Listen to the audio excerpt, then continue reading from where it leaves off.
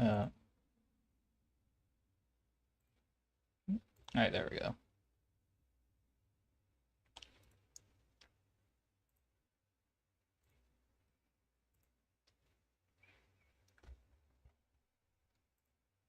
It has been a hot minute.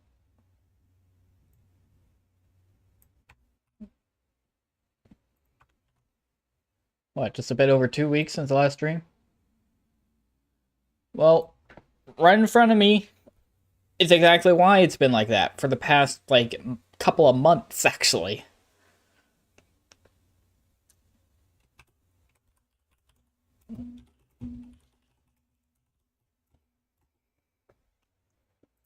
I have been waiting to do this for a while. You know what? Let's get some music up while we're at it.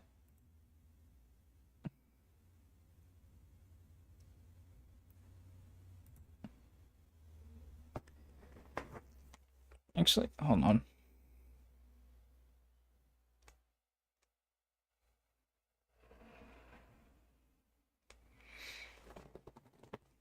Let me see if I can do something real quick.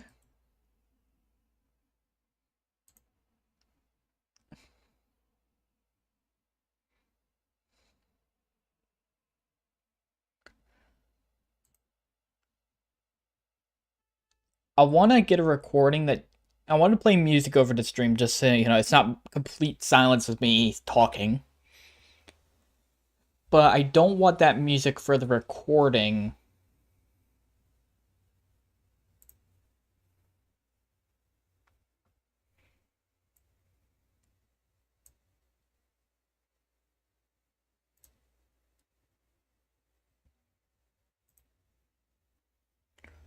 All right, we're gonna just give me like a minute.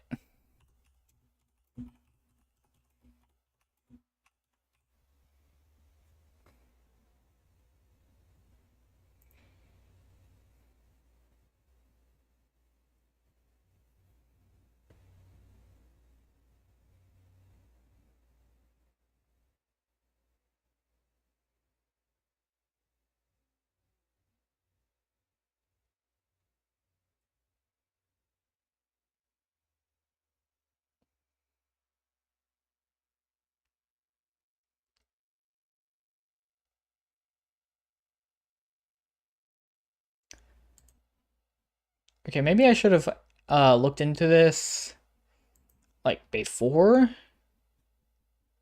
I hit that go live button, but we'll figure it out. I want multiple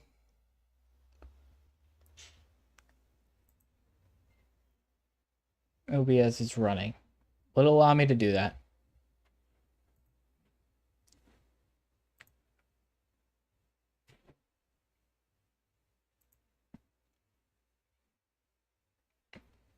Yep, we got multiple running. All right. Webcam doesn't work for it, but whatever, I can figure it out. Okay, some stuff just doesn't work.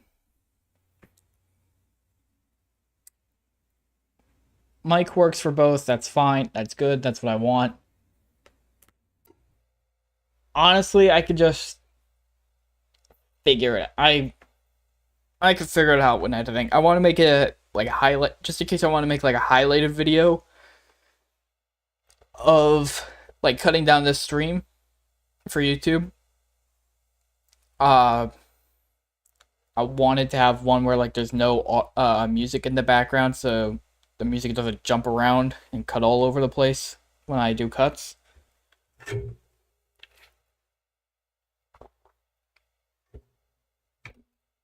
I could just record this instance as like for the audio. Yeah, I can make this work. Okay. I just start recording here. Have a stream running here.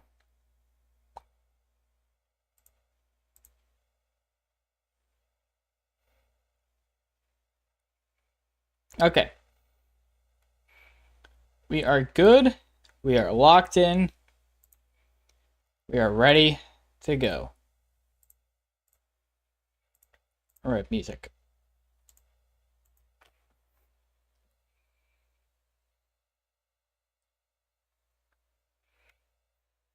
What kind of music do we want to put on?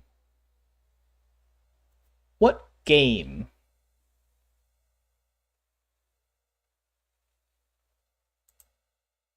You know, it's a game I haven't listened to the OST for in a while. Oh, Mori. What if we put some of that on in the background? Some relatively chill music, mostly. We'll skip over like the really fucky wucky music because like we don't need that kind of vibe. We'll start with Lost at Sleepover. Yeah, we'll start there. Alright, I need to, on this scene,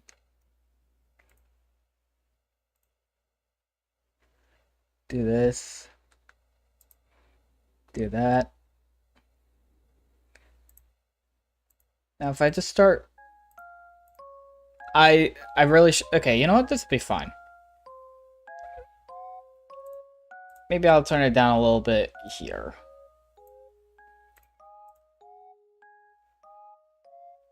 Alright, yeah, we're good.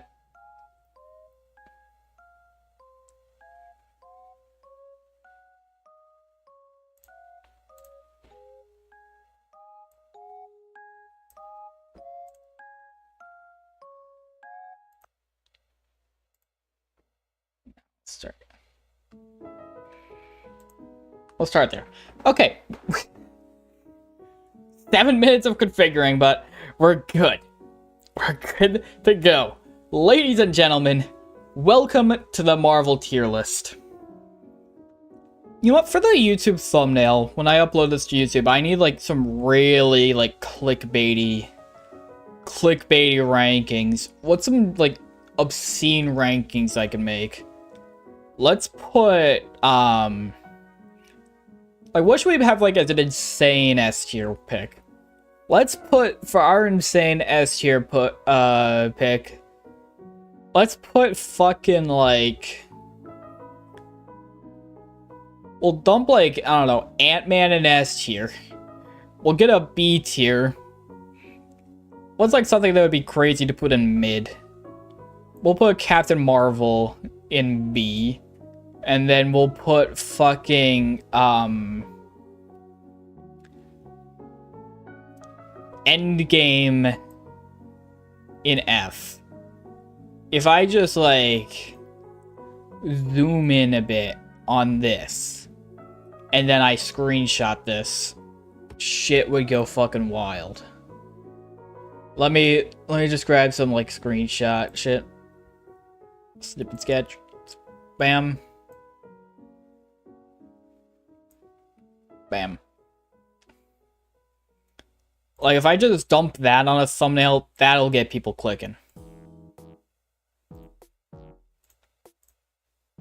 That'll get people clicking. Alright, we're good there. Where's the reset button? Okay.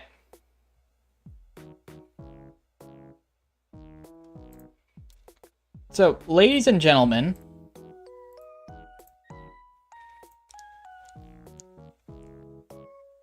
welcome to the MCU tier list. I gotta recreate the F tier.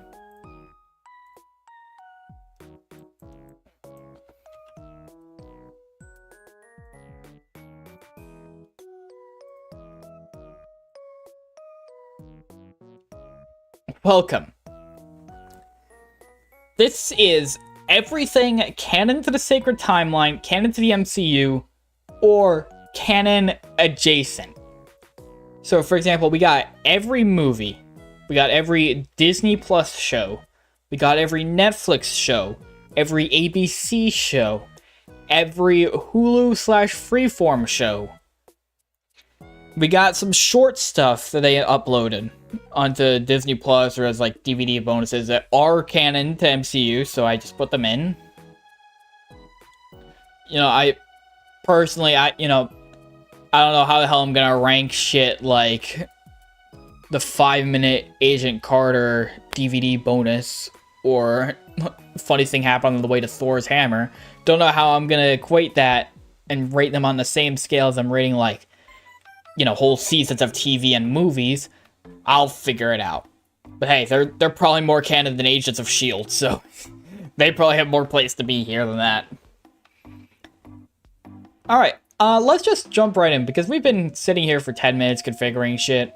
I think it's about time we actually start ranking shit. Let's start with the first Iron Man movie, which I think that's a solid A tier. So the Iron Man, this one is the one that started the whole thing, and I think, it did a good job establishing the character. Even from the start, I love Tony Stark. I love him in this movie. I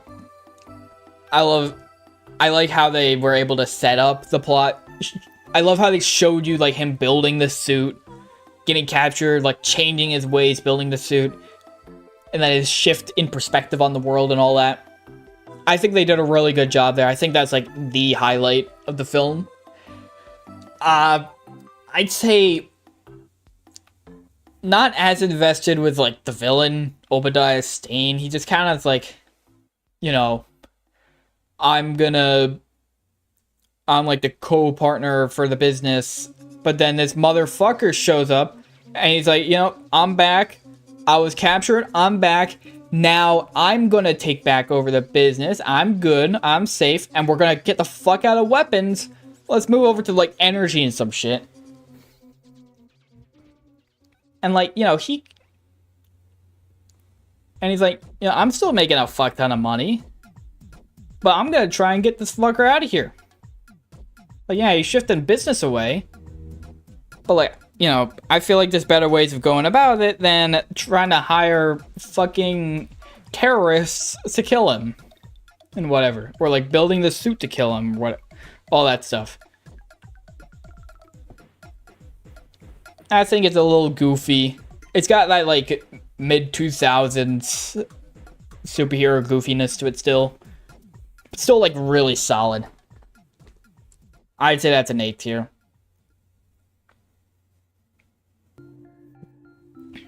I guess if I were like equate how all these tiers work, like S, this is like on a 10-point scale, this is 9 to 10.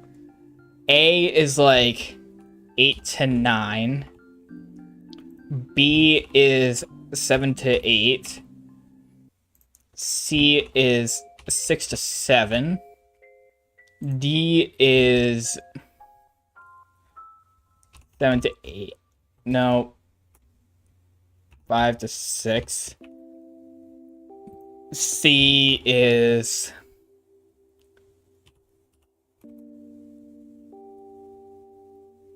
I'm trying to figure out how... Under 5. I don't know why I'm not gelling with the Mario OST. It's the same. And no, maybe it's just kind of getting started. I'll give it a bit more. Maybe we'll change over to like Pokemon or something. So this is how I'd equate all the tiers. So like this is like a solid like high A for me, like 8.7, 8.8 for me. Incredible Hulk. This one is kind of... Why am I being pinged on Discord? Who the fuck? Alright. The Incredible Hulk is an interesting one. This one, like, largely forgotten. This is like... Out of all the movies, people forget about this one the most. It doesn't even have Mark Ruffalo as the Hulk. It's Edward Norton. It's a very different feel to like everything else in the MCU. This film feels much closer in line with like all the non-Marvel produced Marvel films. Like it feels more in line tonally and vibe with say like, the X-Men films or even like the Sony Spider-Man films, all that sort of thing. It feels more tonally like that than like anything, all the other films. Which I do think is interesting. I do like that. I like how like this one delves more into the character of Bruce Banner.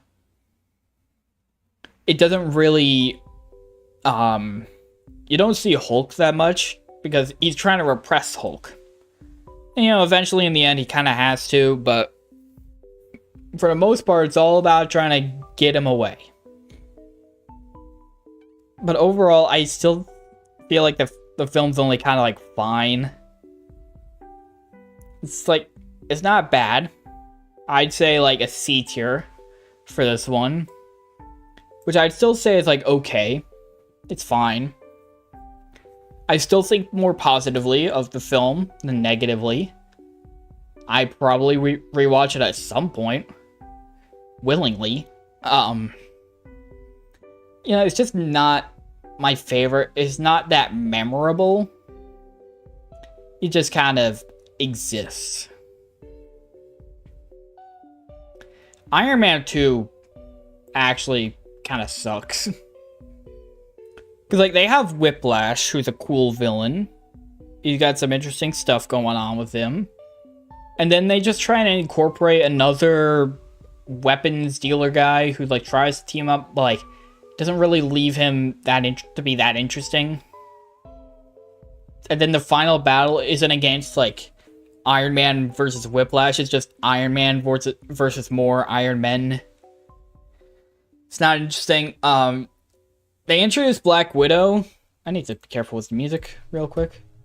Yeah, we're not listening to fucking Acrophobia while talking about Iron Man 2.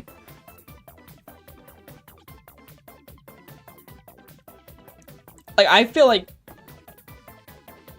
I wish they just stuck with Whiplash as the villain all the way through. That would have been better, in my opinion. There's some stuff with Black Widow, and honestly, I forgot Black Widow was in the film. So I guess I don't really connect well with that. They tried doing stuff with Tony Stark and like alcoholism and like nearly dying because of the arc reactor, but then he just like casually fixes it. He's like, okay, I gotta figure out a solution, and then he just does. It's not that interesting. Like, he makes a fucking element to do it, just like that. It's really underdeveloped. It feels like they wanted to do one thing, then they were pushed into doing another thing. It feels like the Spider-Man 3 of the Iron Man trilogy. It feels like the exact same thing that happened to that film happened to this film.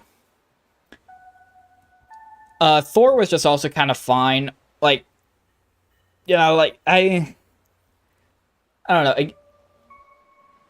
I like Loki. I really like Loki. Like, taking over Asgard. I liked Thor's character development. I think he did a really good character development. And there are another highlight for the film is like there are like goofy moments with Thor, you know, not being accustomed to how things are on Earth. Like when he just like smashes the mug, like another shit like that. That's funny. I like that. But I don't know. There's stuff that like didn't quite jive with me the same way, you know? Wasn't as drenched in the human stuff. I feel like outside of Jane, who did like a little bit, I don't think the others really were of much value. They were honestly just kind of there. Like what really happened in between, like I just say, like, I'm more interested in, like, what's going on Asgard rather than what's going on Earth. I want to see more with, like, trying to get back power for Loki. Rather than Thor mingling with humans, I guess. This is one of those, like, DVD bonus things as a consultant. If I remember correctly, this one was just, like, Sitwell and Coulson talking about, yeah, we need an Avenger. Let's bring the Abomination on. Nah, don't bring the Abomination on. Let's bring Hulk on. Okay, let's do that. Kind of pointless. Kind of whatever. I don't care about it at all. Captain America, the first Avenger. That... We back, baby. They made another A tier with that one. 1940s World War II era. Nice aesthetic. Very different from everything else because, you know, it's like 70 years in the past at the point of this, the MCU is at this point. Really strong origin story. Really, how do I put this? Like, really makes you connect with Cap, I guess. Makes him out to be, like, very strong morally, very strong physically after the serum. Like, it just... I really like Cap as a character and, like, his dynamic with Peggy and Bucky as well. Red Skull's cool. Like, Nazi scientist who yearns for even more power. He feels very threatening just by, like, his presence and design. It's just, like, a pretty solid mix of, like, the war film and the superhero film. And I think another thing it did really well was establishing Captain America as, like, a symbol for America, for freedom, for all these, like, great values. But he's also not afraid of, like, stepping up against the government when he feels like they're misstepping. Like, when his friends are captured and you're like, you can't fucking do anything, man. We ain't going there. Shit. I'm sorry, man. They're gone. And then he's like, no. I'm going. I'm taking them. And then he fucking did. That's pretty sick. Especially considering, like, one thing I did find weird is how, like... So they went through this whole process to make a super soldier so they can fight in the war. And, like, sure. All this stuff got destroyed so they could only have this one guy. Fine. But they used him purely as a propaganda machine until he like managed to save all the guys from the prison camp, which is kind of stupid.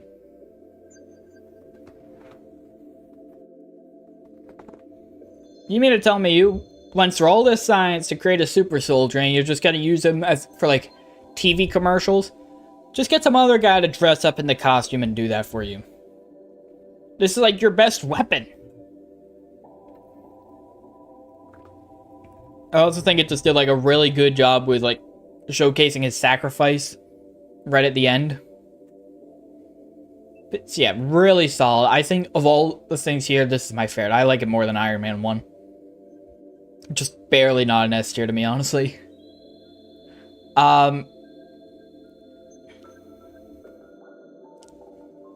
Funny thing happened on the way to Thor's hammer. This is like a 7 out of 10. It's fun. It's silly. It's goofy. You know, like, Coulson goes to a gas station, tries to buy, like, a snack or whatever. And then there's a gas store robbery, so he just, like, steps in, fucks up the guy. Small little bit of superheroics, and, like, they can tell in 5 minutes. It's fun. There's not much I can really say. But now, the Avengers. Oh boy, the Avengers. That's a... cinema. This might sound crazy for me to say, but I feel like that first Avengers film is probably more ambitious than Endgame was. And, like, that's not because... And, like, yeah, Endgame, Infinity War, Endgame, you know, 2 movies, tons more characters, all that. what I mean is specifically, like, when it came to Infinity War and Endgame, it was the end of a big saga, and, like, but, like, people already knew this sort of thing worked, you know? You already had the first Avengers film, you had Age of Ultron, Marvel was going strong, people liked this. People liked this, people knew it worked, people were gonna see it.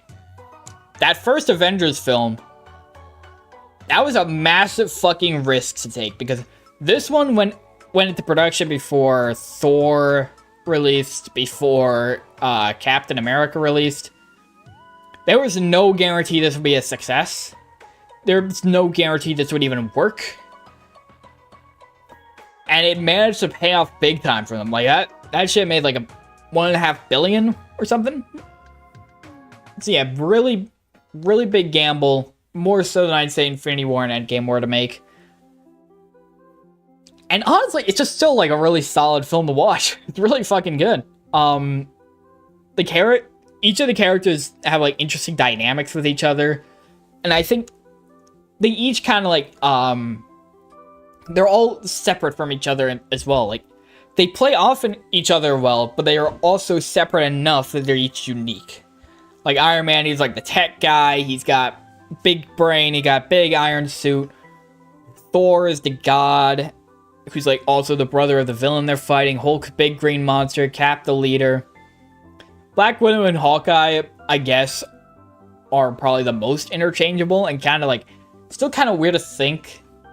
I mean, like, yeah, they're skilled fighters and all that, but like, you're dealing with gods and alien invasion, and you got like girl with gun and dude with bow. Still very funny to think about. The way they all had to come together, really well executed.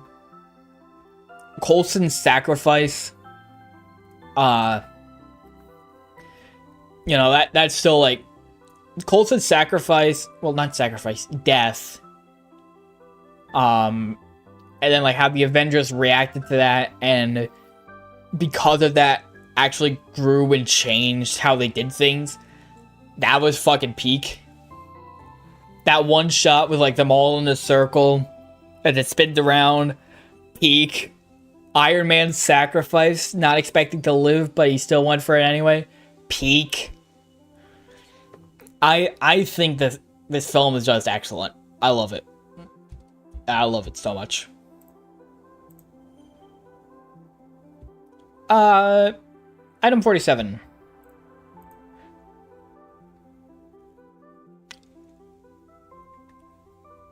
Item 47, this one was like... I mean, yeah, I remember which one this was. It's kind of fun. This one's like, after the events of the Avengers, you know, they, Chitauri weapons are all over the place on the black market. A couple gets arrested for toying around with one and like selling them. But it turns out because they were actually able to figure out how the fuck it worked, S.H.I.E.L.D. decided, you know what?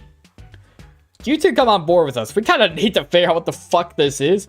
You guys are the only ones who seem to know. You're on our team now. Another silly little, small little adventure or whatever.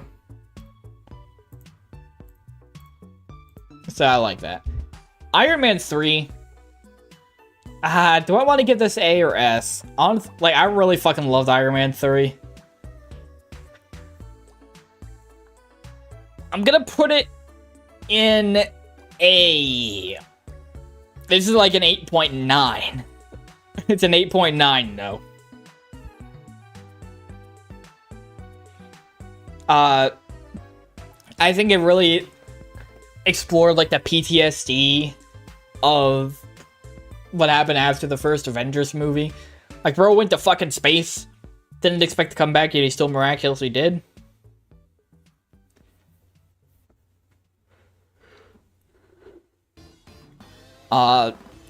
They got that, the little plot line with, like, him in, like, the little village and wherever the fuck he was. I feel like the Mandarin was also, like, here's the thing with the Mandarin. It's a bit of a controversial one, how they did that. Because the Mandarin isn't the Mandarin. It's just, like, first some guy is, like, an actor on TV. But it turns out it's just like another guy, genius, inventor, whatever. I liked it. I found that interesting. Would I have also found like an actual adaptation of the Mandarin interesting? Yeah. But, you know, I feel like they did a unique take with it. Extremist, I think it was. Like, the guy, like, burn up and blow up shit. I think that was an interesting villain. Having, like, the TV personality. Really interesting. Really kind of pose, like, a threat to the fucking government. You just show up on TV and be like, this guy, call in right now where I kill him. And I'm gonna kill him. Bang. That's tense. That's tense. That's peak. That's peak right there. What we got next? Agent Carter. This one's fine. Like, nah, it's another B. B tier is where I just put all these fucking things, I guess, now.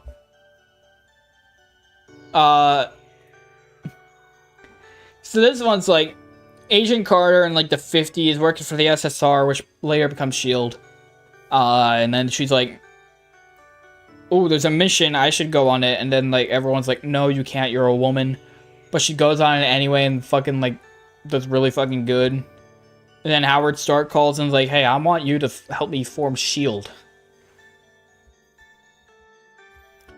I think it's a little cute little good story. And it kind of worked to help kick off, like, as a test pilot for the Agent Carter show, which we will get to post seasons of that.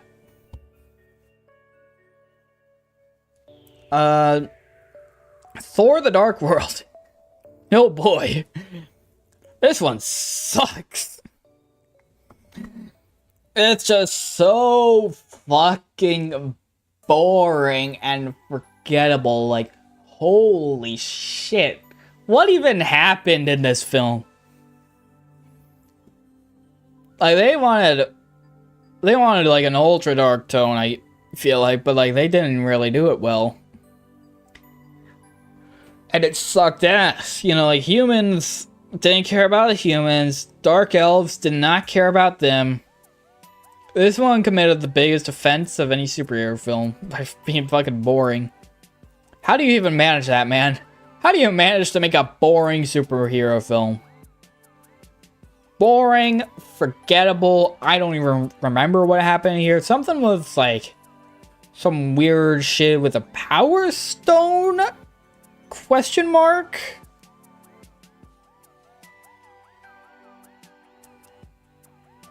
I don't know. All Hail the King, another one of these one-shots. This one also kind of sucks. Here's the thing. I think the reason why I don't like this one is because it kind of goes against... It goes against the twist Iron Man 3 wanted. Iron Man 3 is like, oh, we're going to have the villain. It's going to be the Mandarin. Plot twist. The Mandarin isn't real. He's made up by some other guy. And then this one's like, oh, but there is a real Mandarin out there. And, you know, number one, this doesn't come up until after all of these. It doesn't come up again until right here. Right here. All of the stuff above this takes that long to get to the Mandarin again. Number two, because I actually like the twist they did with Iron Man 3 and the Mandarin. Going against that just to try and appease the people who didn't makes me unhappy. Winter Soldier. Probably the best Marvel film. The Winter Soldier on his own is cool. Bucky. Even if it wasn't Bucky, I think I like Winter Soldier. But then it being Bucky specifically makes it even better.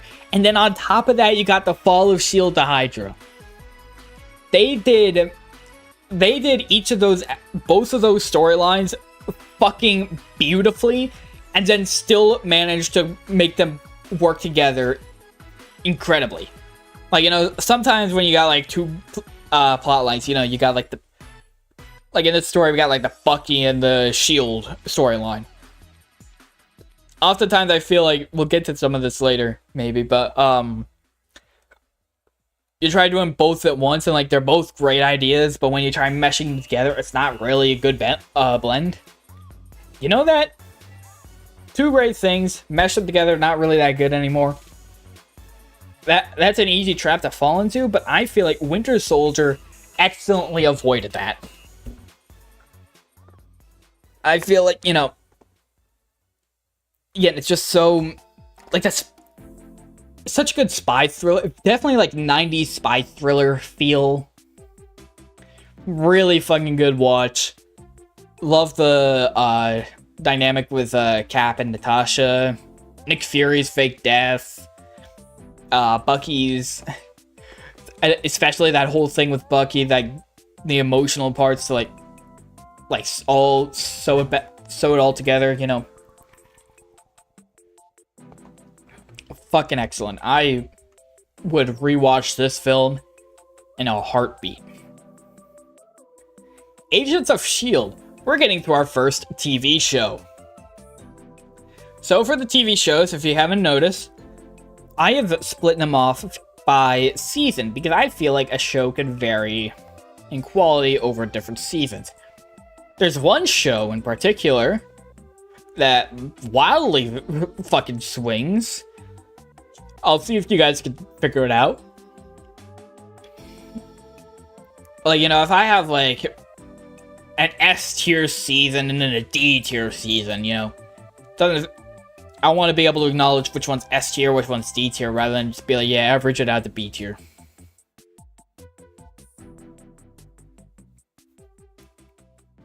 And for Agents of S.H.I.E.L.D., I'm giving this one solid A tier. Because I feel like this was a curious one to make, because they knew going into making this one that Winter Soldier was going to showcase the collapse of S.H.I.E.L.D. entirely. They knew that?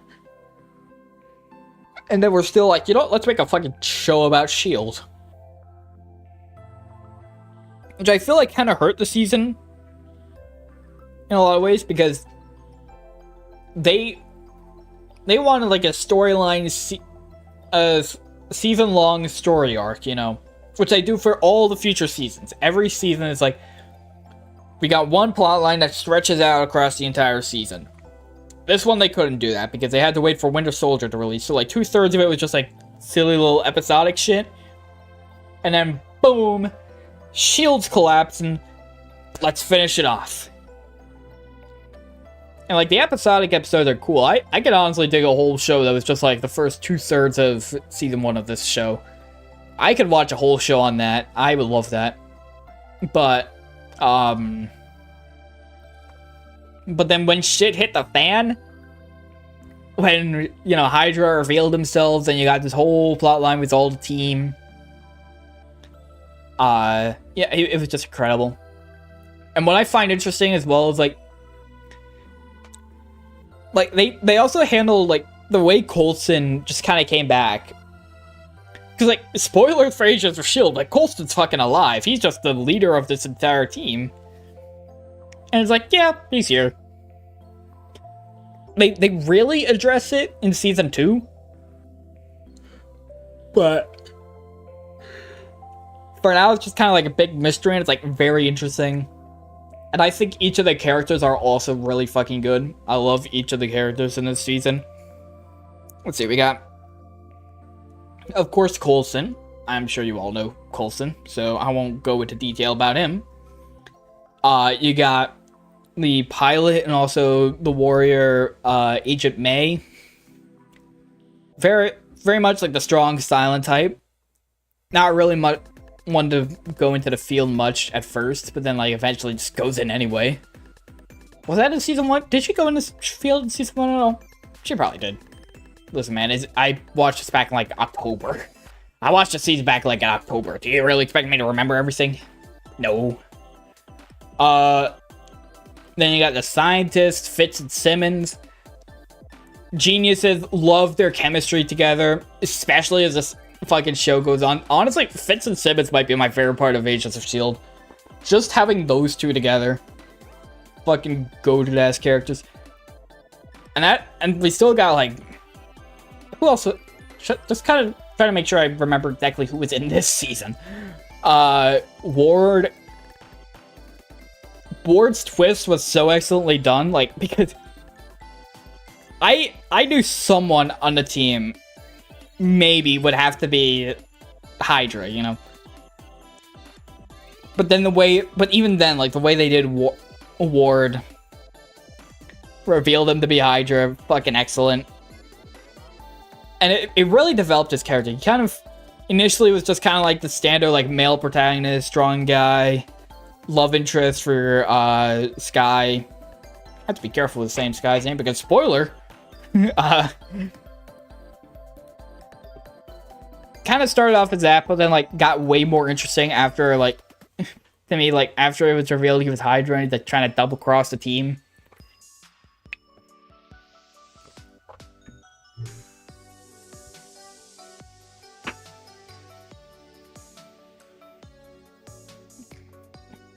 And, like, it reveals that he's Hydra. I'm pretty sure the reveal was literally, like, when John Garrett was being escorted off, and then, like, he still killed the other S.H.I.E.L.D. agent and then freed him. I think that was the reveal, right? I don't know. I don't exactly remember, but, like, that moment, I was like, oh, fuck. Oh, shit. Things are getting crazy now. I love Agents of S.H.I.E.L.D. If you did not give this show a try, or if you fell off of it because it's just random episodic adventures that mean nothing to the MCU, please, man, just give it a shot. Yeah, it gets even better in later seasons, man. They got fucking Ghost Rider in season 4. What's next? Guardians of the Galaxy. That's an A tier. You know, I think this film is exactly what it needed to be, based on who we got in it, and the kind of, like, based on, like, the characters and the director and all that. I think this film was exactly the level of camp and silliness it needed to be. But at the same time, it could be serious when I wanted to.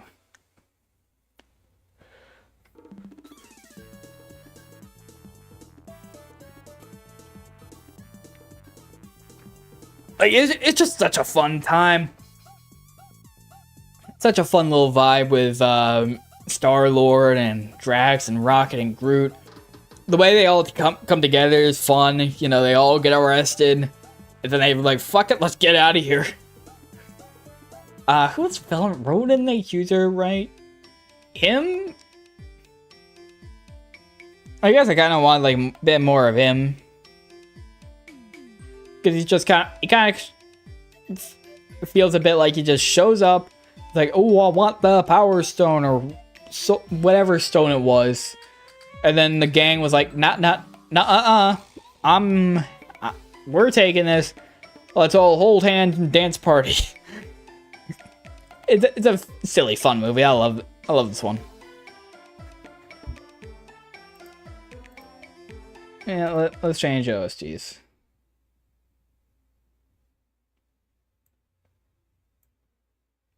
Should we, actually? Yeah. Let's go.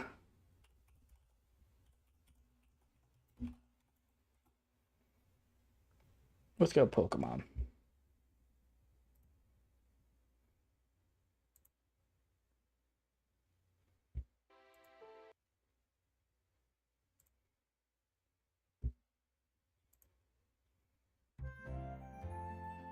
There we go.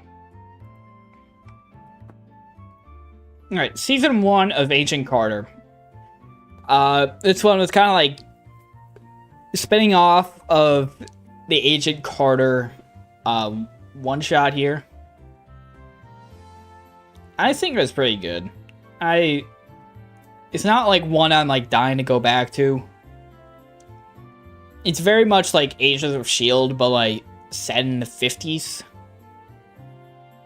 It's kind of like that kind of vibe with like the spy thriller. The kind of plotline we see in this show, I could honestly see it just being in Agents of S.H.I.E.L.D. as well. It definitely just like, I guess my main thing that I'm holding back against this show, to me, is that it feels a bit like too much like it could just be Agents of S.H.I.E.L.D. It's another spy thriller agent story, except now it's in the 1950s, and I feel like Agents of S.H.I.E.L.D. already filled that gap for me. I don't know, I feel like... I also feel like it kind of regressed a little bit from what Agent Carter was doing, because then it's like, oh, you know, she went off to this mission, and now she's forming S.H.I.E.L.D. But then now she's not forming S.H.I.E.L.D. and people still hate her. Kind of weird. Kind of strange. I like the plotline with Howard being like accused of shit. Abel, shut up. MCU equals my cock urine. No, it doesn't. That's not what it means. And yeah, I think it's just solid overall. Which one was season 1? That was just like all stolen tech shit. The Fire Sim was season 2, right? I don't know. Daredevil! Oh boy! Maybe part of the reason why I didn't get that invested with Agent Carter was because right around the corner was Daredevil, and immediately after, so I just completely forget about it. Daredevil's fucking peak. Absolute cinema right here. M-rated Disney show, M-rated Marvel stuff. I love Daredevil. I really love Daredevil as both Matt Murdock and as Daredevil. I like the little balance. I like both sides. I could honestly watch a full show of literally just one or the other.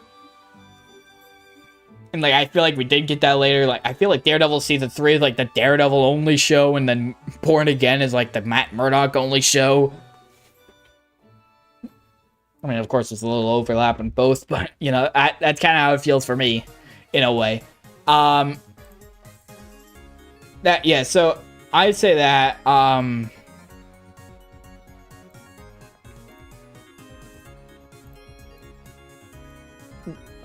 Wilson Fisk, Kingpin, excellent character. Truly one of the best villains the MCU has ever had. I love Kingpin. Being like the big head of crime and having all these subordinates, having all the cops in his control, having all these different gangs in his control. He like slowly loses little bits of it here and there. It feels like he's the kind of guy that like, how the fuck do you take him down? And yet they still do. I also love like Matt's faith, how they incorporated his religion into it. That's one that like, I feel like if this was just like any of the other MCU stuff, if they didn't want that more serious M-rated Netflix stuff and just made it like a movie, I wouldn't be surprised if they tried cutting that or like heavily downplaying it. But no, they still went full all in on this show. It's just overall excellent. I wish I could talk about it more, but like we got so many fucking things. I can't really talk about many of these for too long. So we'll just move on to Age of Ultron. I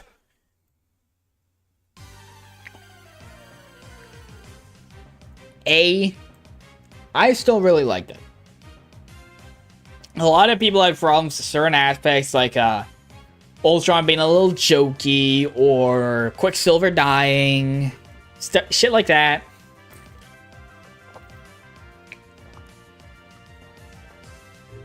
But like, I don't read comics, so I don't know.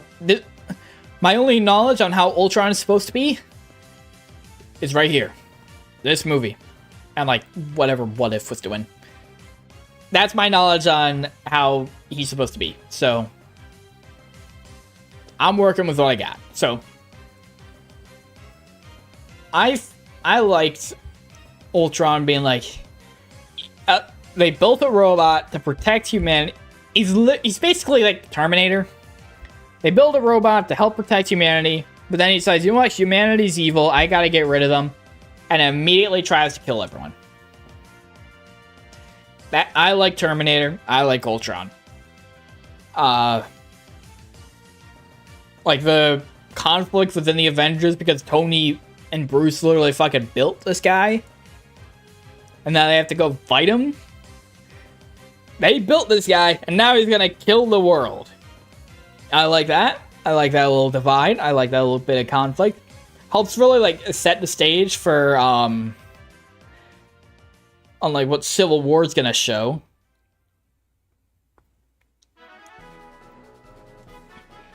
I like... They introduced Vision. That's cool. They introduced Wanda. That's pretty cool. They had to retcon Wanda and Quicksilver to being just Hydra experiments instead of, like, the children of Magneto because Fox and the X-Men rights. Like, they're not X-Men anymore. They're not mutants. They're just, like, weird experiments.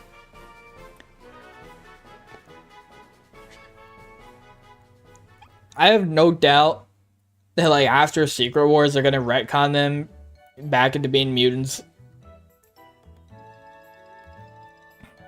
Because, like, I don't know if it was explained specifically here or maybe in, like, WandaVision or something. Somewhere else. Is it explained, like, you know, these two are, like, the only test subjects to survive. Why is that? I wouldn't be surprised if the reason they give for why the Maximoffs are the only ones to survive their testing is because they're going to say, like, oh, they have the X gene. That definitely feels like something they're going to do in the future. And that's my headcanon. They survive because they have the X gene.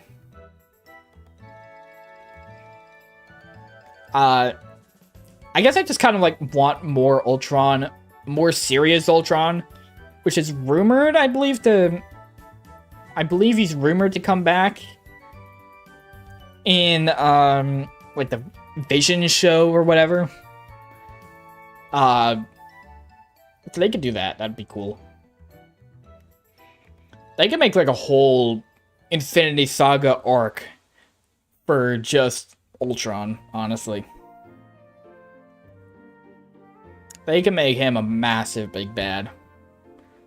Another weird thing, like, I don't read the comics, but one thing I do know about Ultron from the comics is that he is built by Ant-Man. Hank Pym builds Ultron. And they don't give the Ant-Man film until after. Which is weird. They could have at least put this film first, and then have Hank build, or at least help in building Ultron, but sure. Fine. Agents of S.H.I.E.L.D. Season 2. It's better than the first season. Because, like, imagine... So, Season 1, 2/3 of it, episodic plot lines, and then final third, big storyline.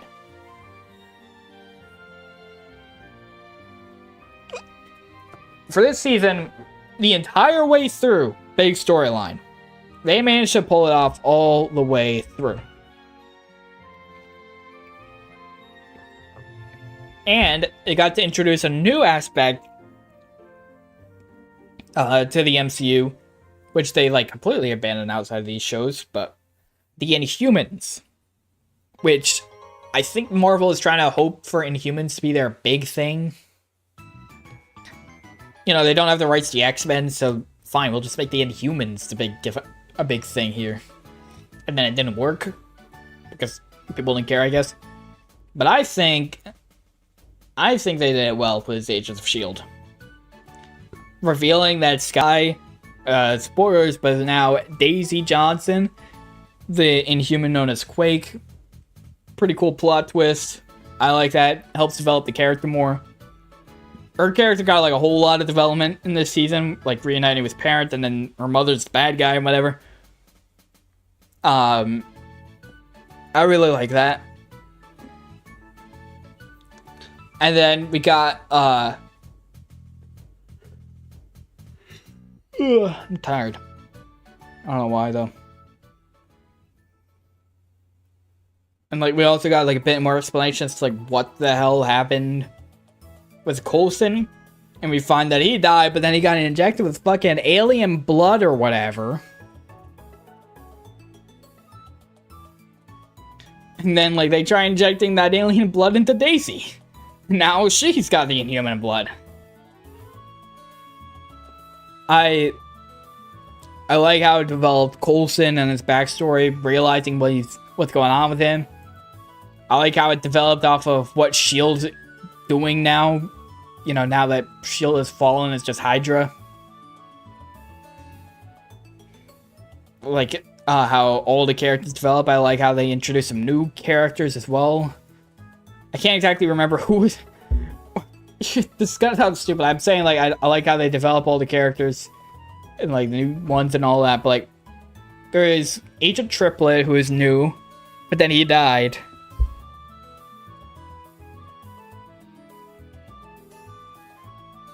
I'm just trying to remember, were Mac and Yo-Yo in the season, or was that season 3?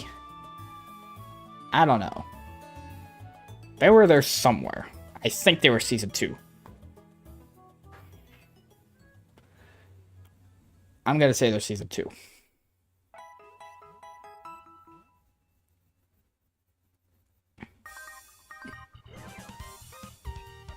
Ant-Man! This one was pretty good. I like Ant-Man. They skipped over Hank, like Hank being the Ant-Man, and went right to Scott Lang, which is interesting, and I kind of like it, because otherwise, I feel like it's pretty easy to see how it's like superheroes only started existing now. But having Hank be like an established Ant-Man for like years and years prior, and now we just got the new Ant-Man in the universe, that's cool.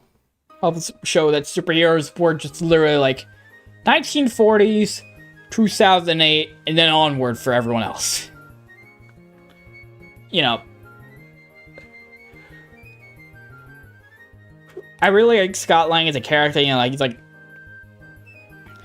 he got put in prison for some crimes and all that, but like his crimes were to help the people. He truly did want to help people. He got a family. He's got an ex-wife. He's got a kid. He gets roped into this Ant-Man shit. And like he's really I think that's adorable. I love that. I love Scott and his family dynamics. Like, I love his dynamics with the Pins.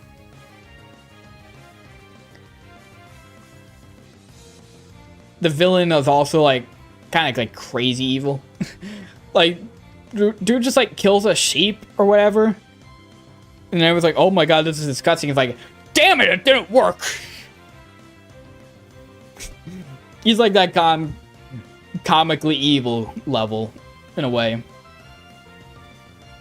I like this film. Good film. Great film.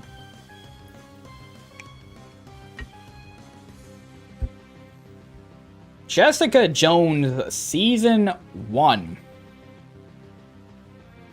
Ladies and gentlemen, we got another S tier.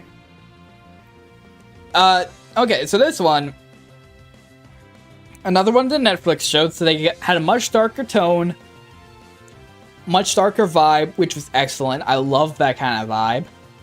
Honestly, Jessica Jones feels like the kind of show like my mom would watch. You got like private investigator, detective, whatever, investigating crazy psychopathic serial killer guy. That's the kind of shit my mom watches like every day. I feel like she would get a kick out of this show. Hell, I had this like faint memory from like fucking like 7 years ago. You know how like on Netflix, like with every, like when you leave it idle, it just like kind of cycles through like promotional art for every show. that like they think you would like. It's like, here's one of our shows. You might want to watch this one. Maybe this one. You might want to watch this one. Shit like that. It goes through all that. I vaguely remember Jessica Jones being one of those for my mom when she left it Netflix Idol. This is definitely the kind of show she probably got recommended. Well, she'll probably get a kick out of Daredevil too. She likes legal stuff. Legal stuff, investigative stuff, serial killer stuff, medical stuff, I think, as well now. That's the kind of shit. My mom would get a kick out of the Netflix shows. That's all I'm saying. Hell, she got a kick out of fucking Iron Fist. She got a kick out of Iron Fist when I was watching that. She liked that. But honestly, I think Jessica Jones Season 1 might be, like, perhaps one of the best things in the entire MCU. I love this one. Because, like, I feel like every other character, you know, like, even if they are a bit sarcastic and a bit goofy or whatever, they might be sarcastic, a bit annoying sometimes, but they're always, like, striving to do the right thing for everyone. Jessica feels different because she just does not give a shit about anyone. She's an asshole to everyone.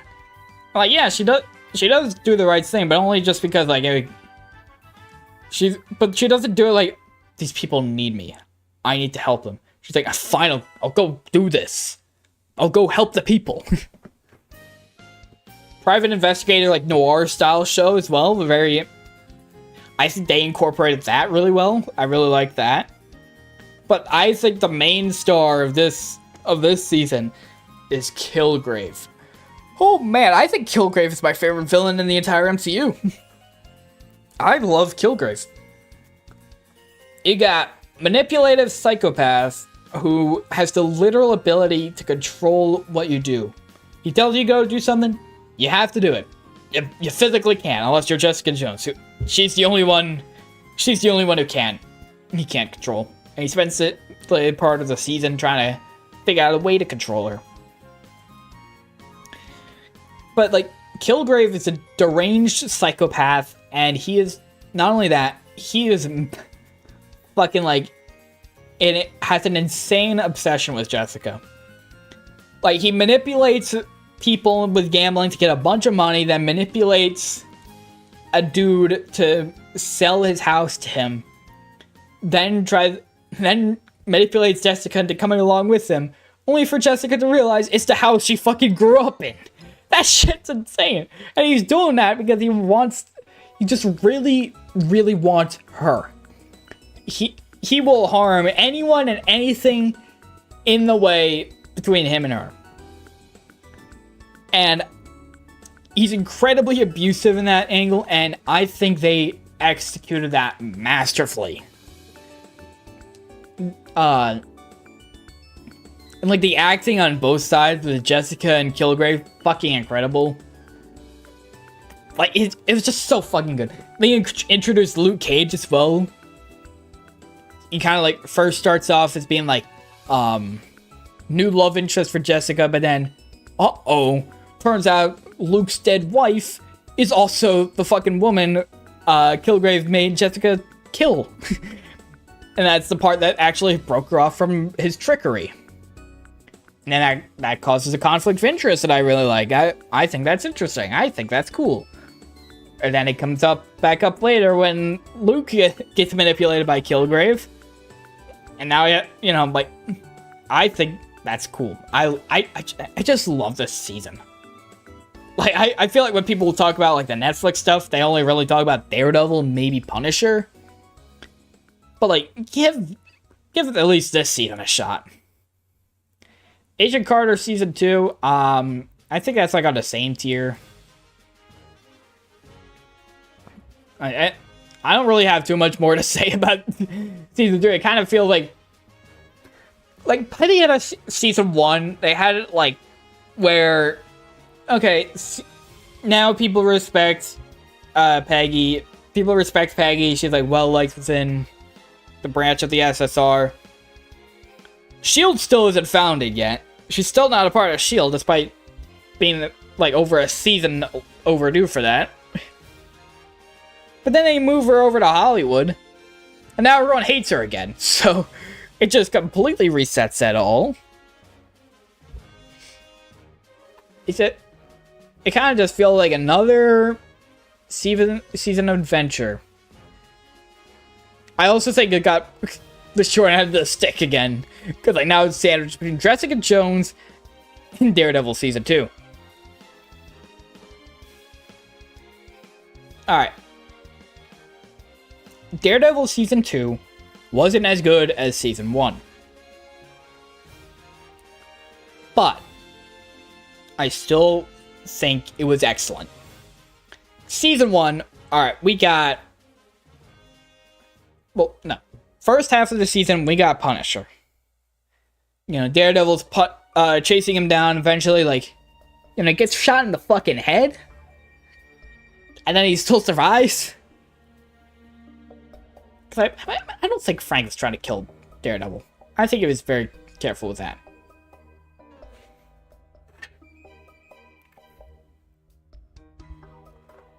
And then, like, there's the rooftop talk over, like, the morals of killing the bad guy. Fucking peak writing right there, you know, with how Matt's like, you know, I'm trying to give these people a second chance. And then Frank's like, yeah, what did I do with our second chance? And go right back out on the streets and start harming people again. And it's like an interesting, like, dilemma. Like, at what point do you just stop giving people second chances if they just keep harming more people? At what point are you now responsible? I really like that. And then you got, like, the trial with Frank Castle. Excellent.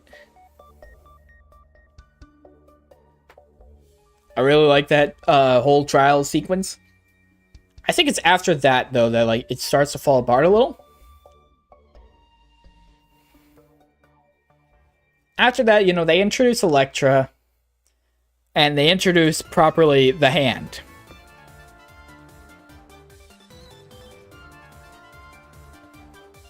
Punisher and all his stuff is relegated to, like, a B-plot. But now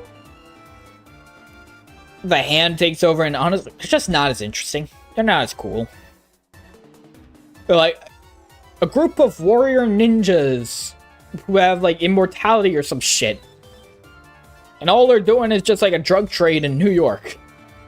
Really? That's all you're doing? You're, like, immortal ninjas, and all you're doing is just trading heroin. Cool. I do like the dynamic between Matt and Elektra. Very cool. Very cool how their little conflicts go. But I just don't care about the Hand as much. But it's still an S tier. Still excellent. Speaking of S tier, Civil War. I mean, you got... It's basically Avengers 2.5. Frankly, I don't think they needed to really call this one Captain America Civil War. They could have just made this Avengers Civil War. There's not too much specifically Captain America stuff. But, you know, you got a bit with Bucky. Bucky being the main conflict of interest. But I feel like the film's so focused on, like, Sokovia Accords and the Avengers and, like, split up rivalry with Tony that you don't really need to... They could have just called this Avengers and have Cap 3 be something else. But even still, you know, this introduces Black Panther. This introduces fucking Spider-Man. That's sick. I love that. And it does bring up a good question with superheroes, like, how should they be regulated? Should they be free to just go off and fight whoever they want? And who's responsible for all the destruction that gets left in the wake? Like, Wanda fucking destroyed the building. Who's responsible? Is she responsible? How do you hold her responsible? Are the governments? What are they gonna do about all this?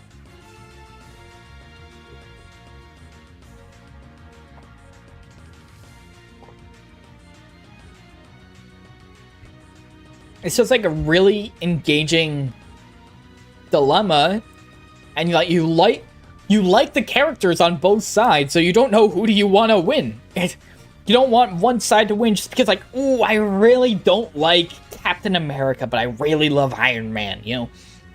I don't feel that. It's, gee, they both have good points. Like, on one hand, superheroes kind of need some level of regulation. They can't just go off willy-nilly. But on the other hand, if they have to wait for government approval to do shit, it might be too late. I think that was well done. I like that. And like then of course we got like Spider-Man's introduction and Black Panther's introduction. Good shit right there. There was a whole plotline with like Baron Zemo. I think he was like pulling some strings to kind of make this happen. I kind of would be more interested if he got like his own solo film, and like he had a bit of a role in Falcon and the Winter Soldier. But overall, you know, I still think this is excellent. Not as good as like say Winter Soldier. Not as good as Winter Soldier, but still pretty fucking good. Team Thor, this is just like a silly little, you know, Thor. I'm Thor. I'm off just chilling in like my Australian house with my roommate over here. Earth's wacky, ain't it? That's just kind of what it is. I'm yelling a lot. I'm being very loud and very talkative. I'm not used to this. We're an hour in, oh boy. I've been talking about Marvel for an hour. We're only just getting to Phase 3. We still have all of this. Agents of S.H.I.E.L.D. Season 3. This one's good. I feel like they would have been crazy with this one, because now it's like, yeah, we're just gonna trap Gemma on a fucking, like, other planet. Fitz has to figure out a way to get her back, but, like, Gemma's just off in fucking space somewhere. Good luck getting her. That was cool. I still really like that plot, and I really developed both Gemma and Fitz's characters, especially when they got back together, because then they had like it really showed how much they cared about each other, like how Gemma was still holding out hope all that time later, even just like a little bit, that she would be able to get back. And then there's like Fitz, who like through everything was like non-stop working on ways to bring her back. I love that. And then like when they do get brought back together and like they have to sort through some conflicts, really fucking good. They brought Ward back into like starring villain role, but then they closed off his story nicely. He gets trapped on that other planet, and well, not really trapped. They kill him. He's dead. They killed Ward in season 3, like partway through, which I find kind of weird. I was expecting, you know, like he'd last through a whole season, but then they reveal, oh well, on this other planet there's a shape-shifting monster, and now shape-shifting into human or whatever, weird inhuman monster. I don't get it, kinda, but he's there, and now he's taking over Ward. What else?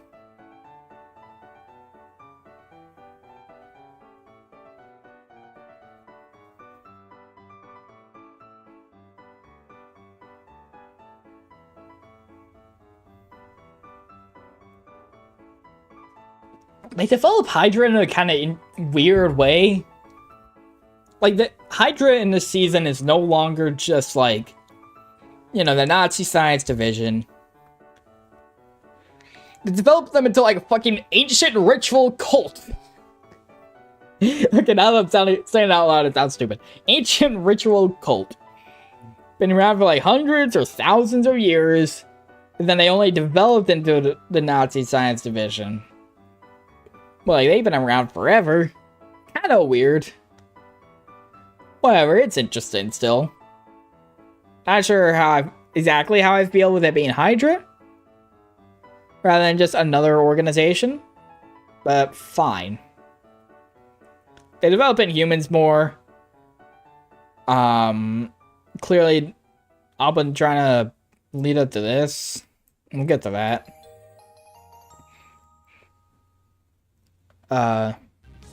Yeah.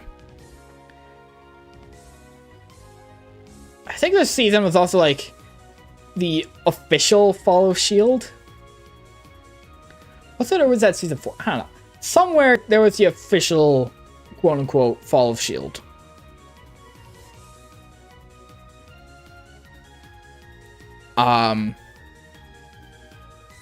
Yeah.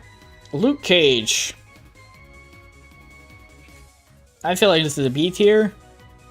I didn't really connect with Luke Cage in the same way that I connected with Daredevil and Jessica Jones. But like I feel like I'm not as much of like the primary target audience for this kind of show compared to these. I feel like they were made for like slightly different markets. And that's totally fine. I can understand that. I'm fine with that. I really liked the plotline with like Cottonmouth, Mariah Dillard. I like that plotline, but then after a while, like, you know, Cottonmouth dies and then it kind of starts deteriorating. Like the first half of the season, it's like, all right, Luke Cage, he's recognizing the problems Cottonmouth is causing for Harlem. So he goes around, fucks things up, and like no one can stop him because he's bulletproof. And I think the way that affects Cottonmouth, the way that affects Mariah, and like how they're interacting with each other, fucking excellent. I love that. Every scene those two are together, I love it. And then like eventually Mariah being fed up enough to kill Cottonmouth. I think that scene was excellent. However, I don't like what they did after that. Mariah wasn't as interesting to me. And then like they tried introducing Diamondback. And he's like, I have a bullet that can hurt Luke Cage. And then he shoots Luke Cage. And then Luke Cage is is like completely out for a couple for like 2 episodes or something. And he's like, I don't care anymore. I don't care about Diamondback at all. They introduce it's like the Hand.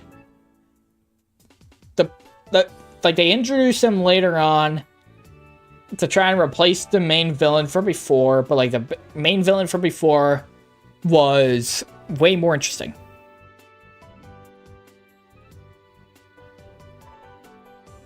That's kind of how I view it.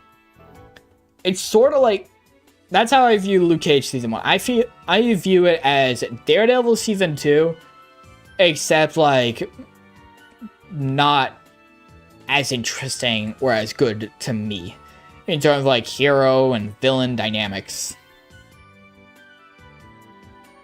Doctor Strange is... I love Doctor Strange. This is kind of like, when it comes to like the S tier Marvel films, I feel like Doctor Strange is one of them.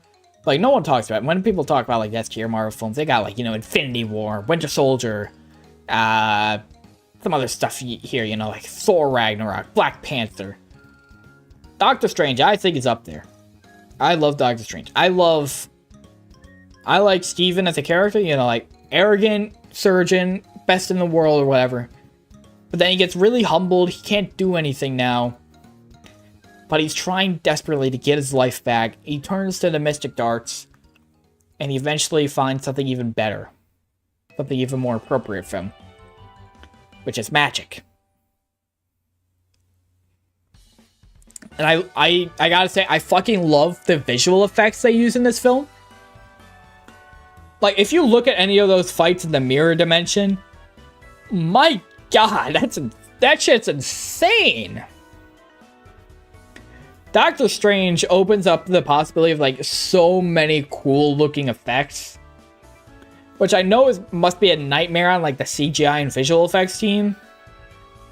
But like as a viewer, I love it. I want more Doctor Strange just for that. Even if that's all we get out of him, just like more crazy ass fights like that, you know, I want it. Give me more. The way he fights Dormammu is pretty funny. Just like making a save state and pissing him off so much that he just gives up. That's cool. That's funny. It's just a really fun one.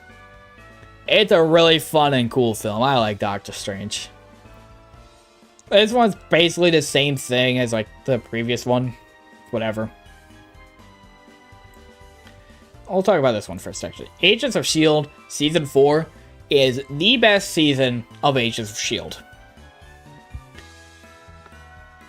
It's got Ghost Rider. It's got an AI trying to take over everything. It's got like a mainframe. It's got a bit more Hydra. It's got the Darkhold, which is where people start saying, you know, I don't think it's canon. The Darkhold looks different. Who cares? There are other plot holes and other stuff that is canon. Darkhold could be a copy. We know there are copies of Darkhold. Maybe that's just what this copy looks like. Who cares? I think it's canon. I think everything on this tier list is canon. That's my potentially hot take. That's my potentially hot take, I say, as I do a tier list of fucking everything.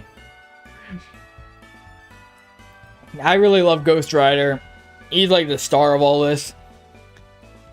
They still kind of make him like, you know, like, he's here for like the first half of the conflict, and then he disappears, and then he shows back up for the finale. It's kind of weird. I don't know what Marvel's obsession is with TV shows doing that. Punisher in Daredevil Season 2. Cottonmouth in Luke Cage Season 1.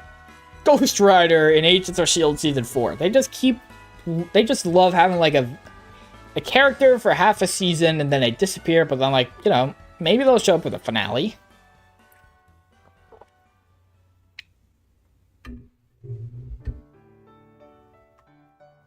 Of course, we still got more character development. Of course, we got cool-ass Ghost Rider shit. We got some cool stuff with Ada, the AI. The mainframe, whatever it was called. Whatever that digital world was called. I think it was like mainframe or something. That was really sick. Best season of the show. This is where Agents of S.H.I.E.L.D. peaked, honestly. This one was fine.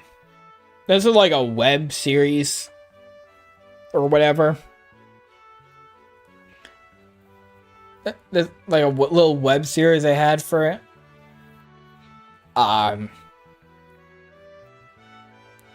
Like in between, like halfway through season 4, they stopped it.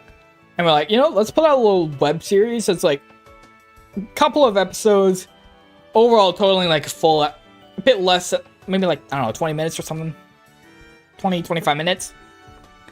And it just kind of like goes a little bit of backstory into what happened off camera and something. Kind of pointless. Kind of whatever, but like, sure, it's fine. It's good. Iron Fist Season 1. You guys might hate me for this. Because like I know a lot of people hate Iron Fist. A lot of people despise this.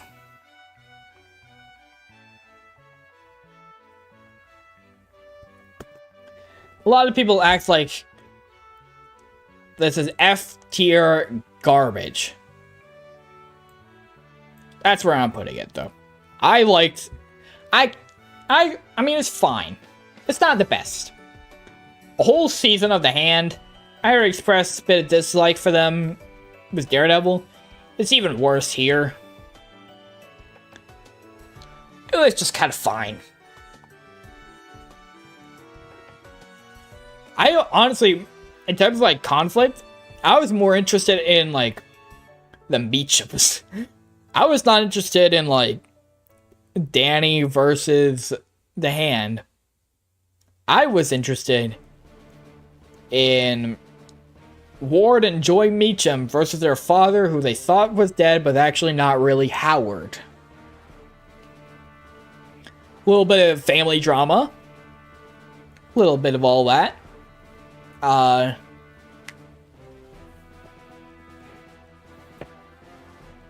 But, you know, people didn't really connect with Danny. I agreed. Like, I didn't care as much about Danny Rand.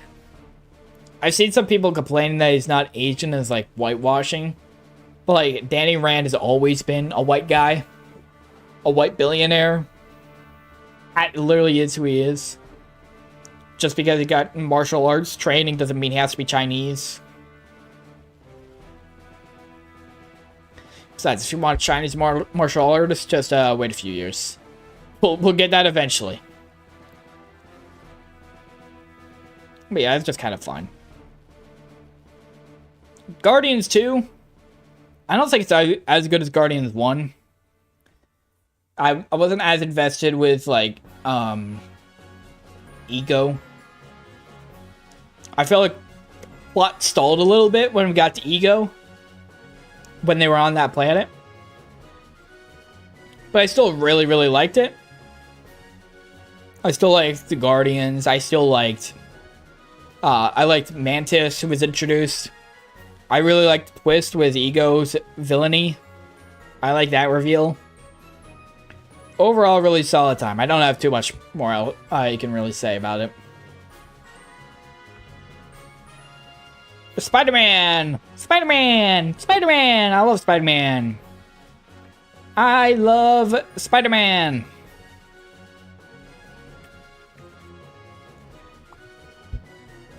I think this one's really good. I know a lot of people complain about MCU Spider-Man saying, like, you know, he's, like, too reliant on Tony Stark. And all that, but, like, I think those people missed the point of the film. Like, yeah, he looks up to Tony Stark. He wants to be just like him. But then, like, you know, he realizes he kind of needs to be his own guy. He starts becoming his own guy. The entire film, or the entire trilogy, honestly, is Spider-Man trying to be his own guy. His own hero. The friendly neighborhood Spider-Man. That's what he's trying to be. That's what the whole trilogy is. And people are like, oh, Iron Boy Jr. No. You're missing the point. I also like how... I feel like this film, more than any others, like, Spider-Man film, really delves into like, Peter's life in school. I feel like none of the other Spider-Man films across any of the series really delve into, like, school stuff, you know? Most I can really think of is, like, I don't know, when the lizard attacked the school, I guess. Or, like, when he was nearly late for his graduation in Amazing Spider-Man 2. Or, like, when he missed Kurt Connor's lesson in college in, like, Spider-Man 2? I think?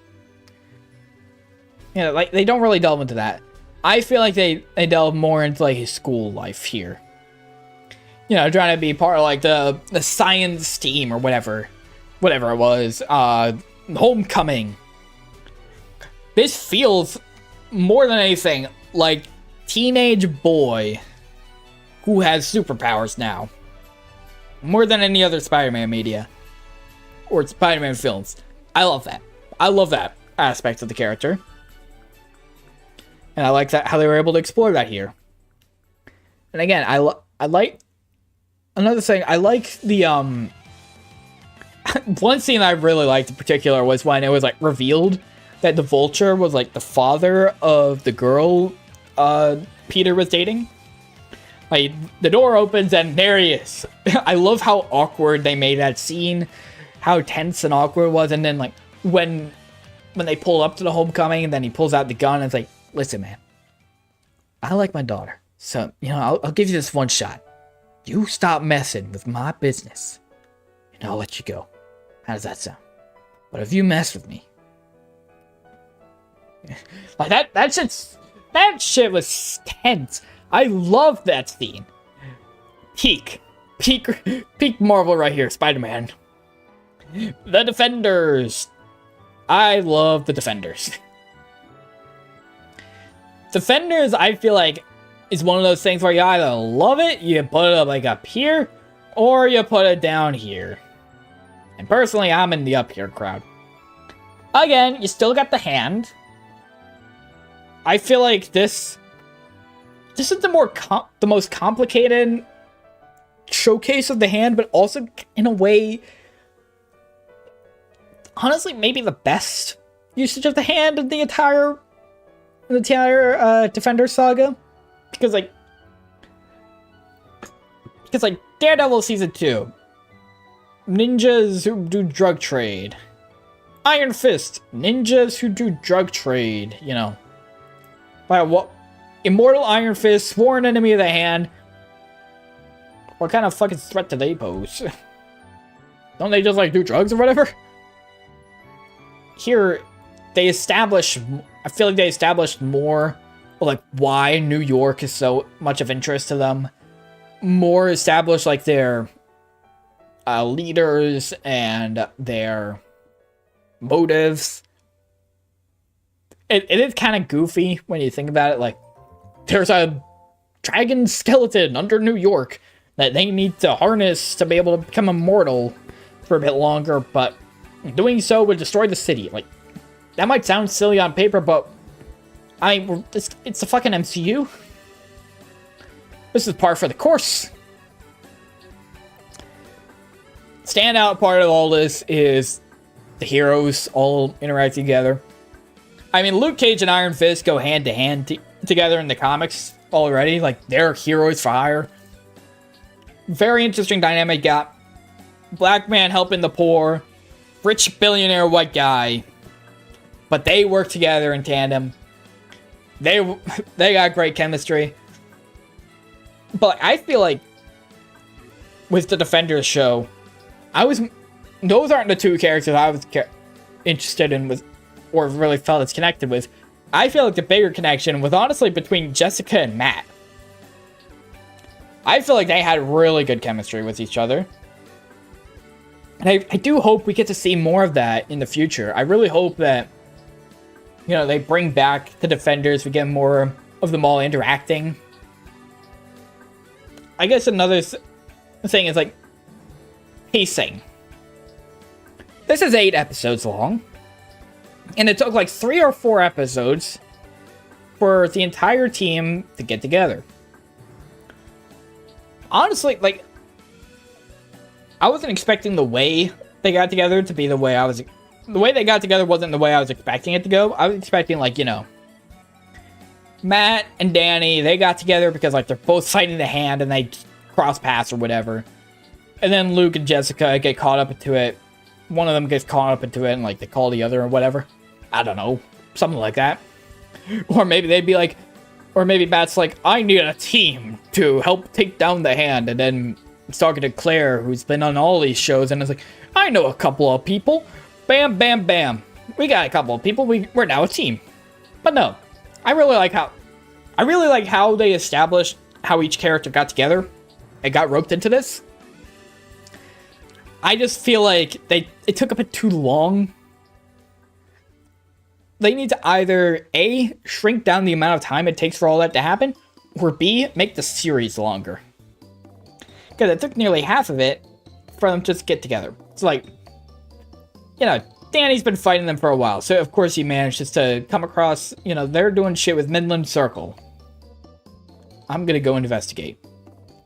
But then Luke Cage trying to protect the kids of Harlem, and then especially one kid, but then as he goes to help out, Danny's there fighting them off because they're working with the hand, and then they bump, and then they clash a little bit, but then they eventually start working together, and Luke comes to Midland Circle,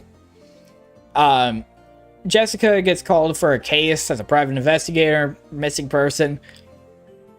Help finding someone's husband, but then like the husband was working with the hand, and he calls her saying, "Do not come looking for me, I swear to God." But then like that just compelled her more, because I mean fair enough. That just makes it interesting. This is an interesting case. And then eventually she's she's arrested. And guess who her lawyer is? Matt Murdock. Who then, like... Anyway, I looked at your files, and like, you know, this is an interesting case. I might go investigate for myself. And then Jessica is like, hey asshole, I got pictures of you doing some weird shit. You're not... What the hell is the deal? You're blind. Then they hear gunshots, like, alright, we gotta go investigate. And then they all start fighting the hand together. Really good. Solid. Again, should have cut it down, or should have made the series longer so it didn't feel like half the series was just that. But cool. They naturally got together. You know? It wasn't just like you had a Nick Fury style guy being like, I'm assembling a team. Street level heroes.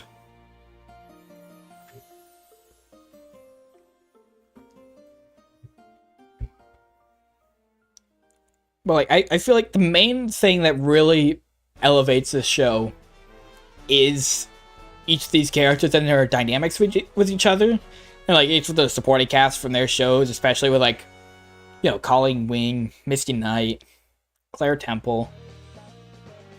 You know, like they're the main ones. Hand being a bit weird, not as interesting, brings it down a bit, but still really solid. I want the Defenders to come back. Honestly, this might sound crazy. Number one thing I want out of the MCU right now is the Defenders to get back together. Spider-Man 4, like, Spider-Man fighting Kingpin, sure, I love that. I like that. Third character interactions in Avengers films, sure. The main thing I want is these three to come back into Daredevil Born Again Season 2. And who knows, maybe we will get that. He's forming an army, apparently. Fellas, Inhumans. I'm not exaggerating when I say this. Inhumans is the single worst thing in the MCU. Worse than Sword of Dark World. Worse than the other F tier I'm going to be getting to later. This one sucks. Okay, so you make a show about people with inhuman abilities. How do you introduce these characters? Do you A, make a plotline where they use their powers, or B, strip them of their powers, make sure they can never use them? If you chose B, you're exactly what the Inhumans writers thought. Black Bolt can't use his power because it involves speaking and killing everyone around him. Okay, whatever. Medusa's power is like crazy hair she can control. Alright, let's just cut it all off. That other guy can like kind of like plan out the future and whatever. Alright, his powers don't work. He got like a head injury or something. Alright, what's the point? What is the point? Another thing, honestly, I think Inhumans, I feel like this season would have worked better as the plotline for an Agents of S.H.I.E.L.D. season. I feel like Agents of S.H.I.E.L.D. is already like the Inhumans show for the MCU. I feel like Inhumans would have worked better just being Agents of S.H.I.E.L.D. Like, they just made this Agents of S.H.I.E.L.D. Season 5, had like Coulson and his team show up. All that, I think, would have made this way better. Like, it's just so boring. So bafflingly bad. Baffling, whatever. So egregiously bad. I was miserable every second of this show. Luckily, Ragnarok.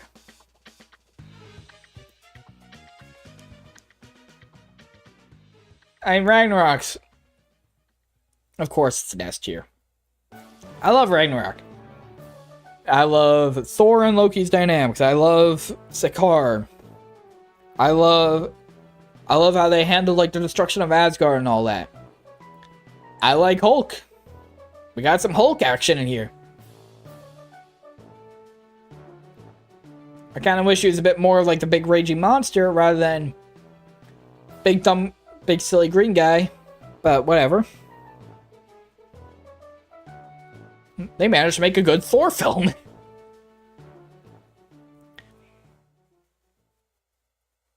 That's my main takeaway. They managed to make a good Thor film. They handled destruction of Asgard. They handled Odin's death. Their character developments, everything was just done really well in my opinion with this movie. It's a bit too jokey for my liking. Just a little. Yeah, I do kind of like a bit more. I would have kind of liked it to be a bit more serious. Like, they insert a joke every couple of seconds, it feels. Kind of takes away from some moments, but still a great movie. Still really, really great. This is the case right here of, like, too much of a good thing. Like, these were good, but now they're doing it a third time. Do you really need a third time? Come on. Punisher! Punisher itself. It might look like we're being overloaded with S tiers, but just you wait till after Endgame.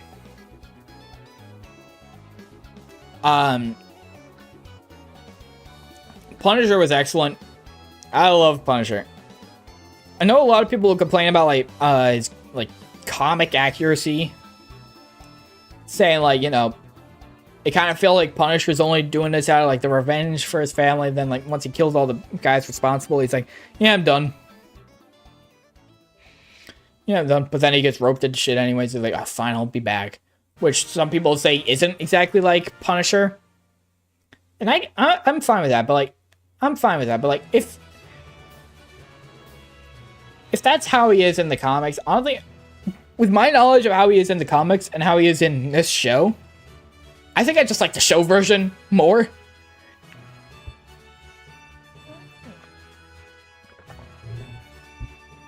Alright, what else? This show is brutal. This season was, FBI guy, Rollin, I think his name was, and Billy Russo. Be like, shit, man, we gotta get rid of Frank Castle. And then there's Micro. I like the dynamic between Punisher and Micro. Micro's like, you know, like, I want to go back with my family, but I just fucking can't, man. They'll kill me. I have to stay in hiding. It's for their safety. It's for my safety.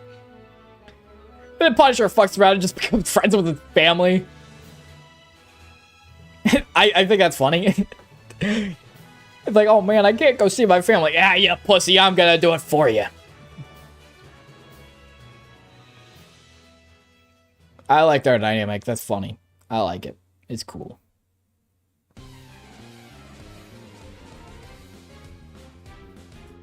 And like his interaction with like Homeland Security, where it's like, Jesus Christ, we're dealing with a fucking maniac who killed like 50 people, and I don't know what to do with him.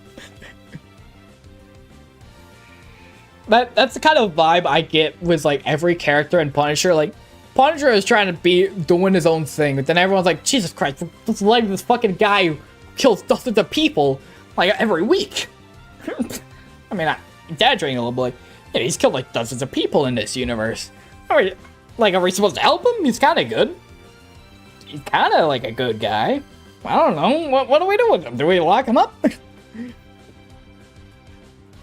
And like and then like that final scene with Frank and Billy, when he realizes Billy was the one who called the hit on his family, and they start fighting, like that when he was sliding across the broken glass, holy shit, that was brutal. I just love the brutality, the character dynamics. I love Punishers. What we got here? Runaways. That's pretty good. I like Runaways. I feel like Runaways is kind of like perhaps the most forgotten thing in the MCU. Like, how many of you guys even knew this existed? I mean, I didn't before now.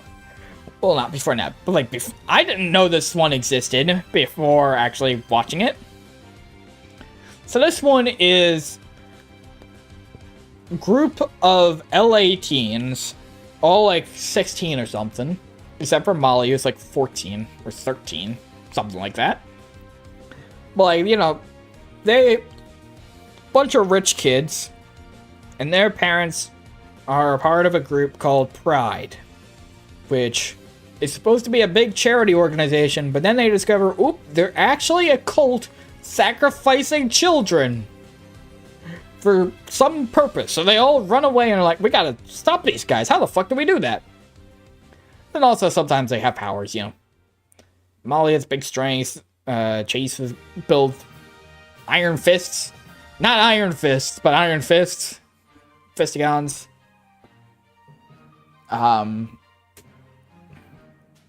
You know, Nico has like the staff. Nico, you might have seen in the new Spider-Man cartoon if you watch that. She's the girl Peter's friends with.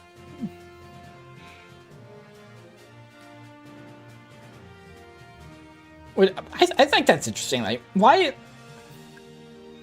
Like, that's an interesting character for them to use for the Spider-Man cartoon. Like, of all the characters you could have had be like a friend of Peter.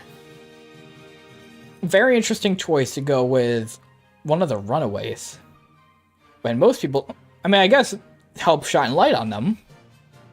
No, that's a discussion for another day. I don't want to delve into that. We're not ranking Spider-Man.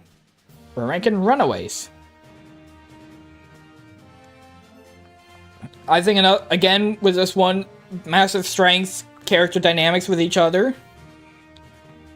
You know, you've got a group of kids who, like, used to be friends, but then, like, stopped really talking for, like, 3 years at least.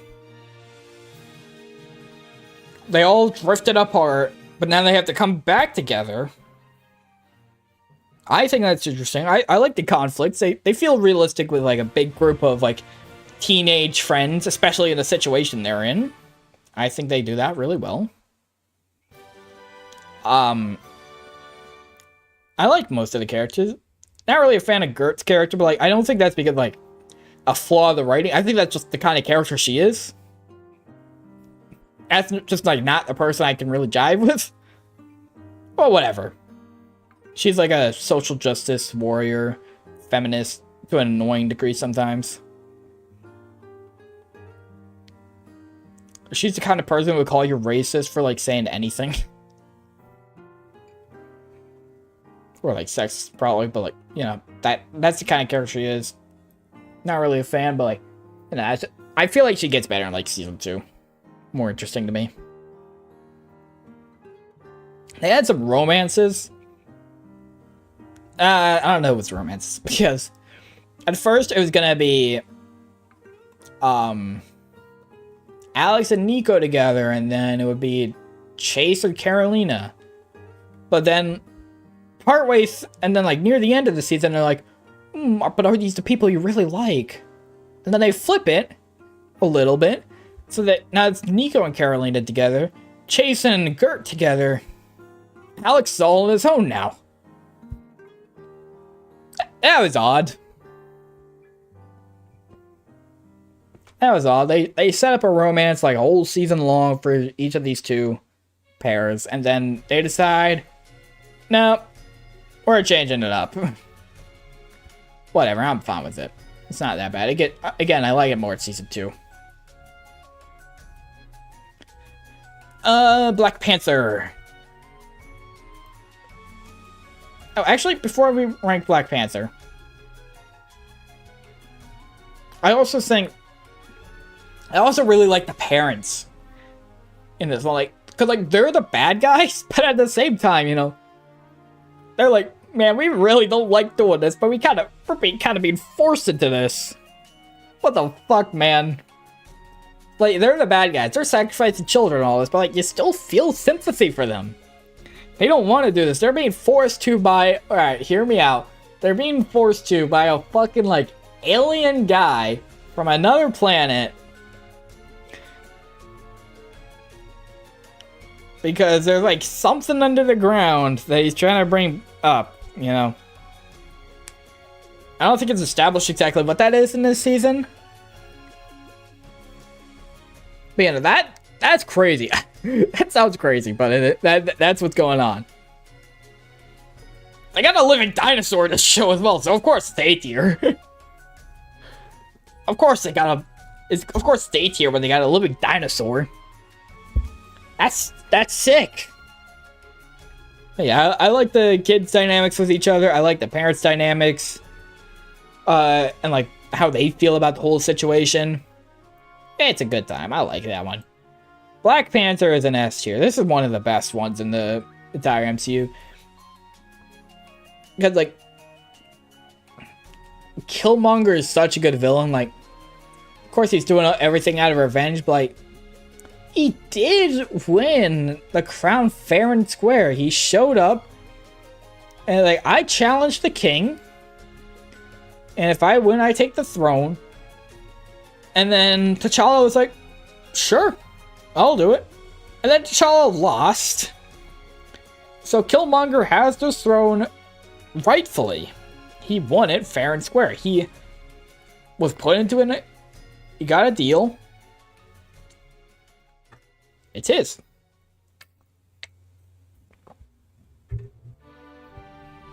Like, I think they really... I just really like Wakanda as well. I really like T'Challa trying to get back his throne and, you know, like, being the Black Panther and, like, the king of Wakanda as well. I just love all of that. And it's a shame we didn't get more T'Challa because of Chadwick Boseman's death. That was a big tragedy for the MCU.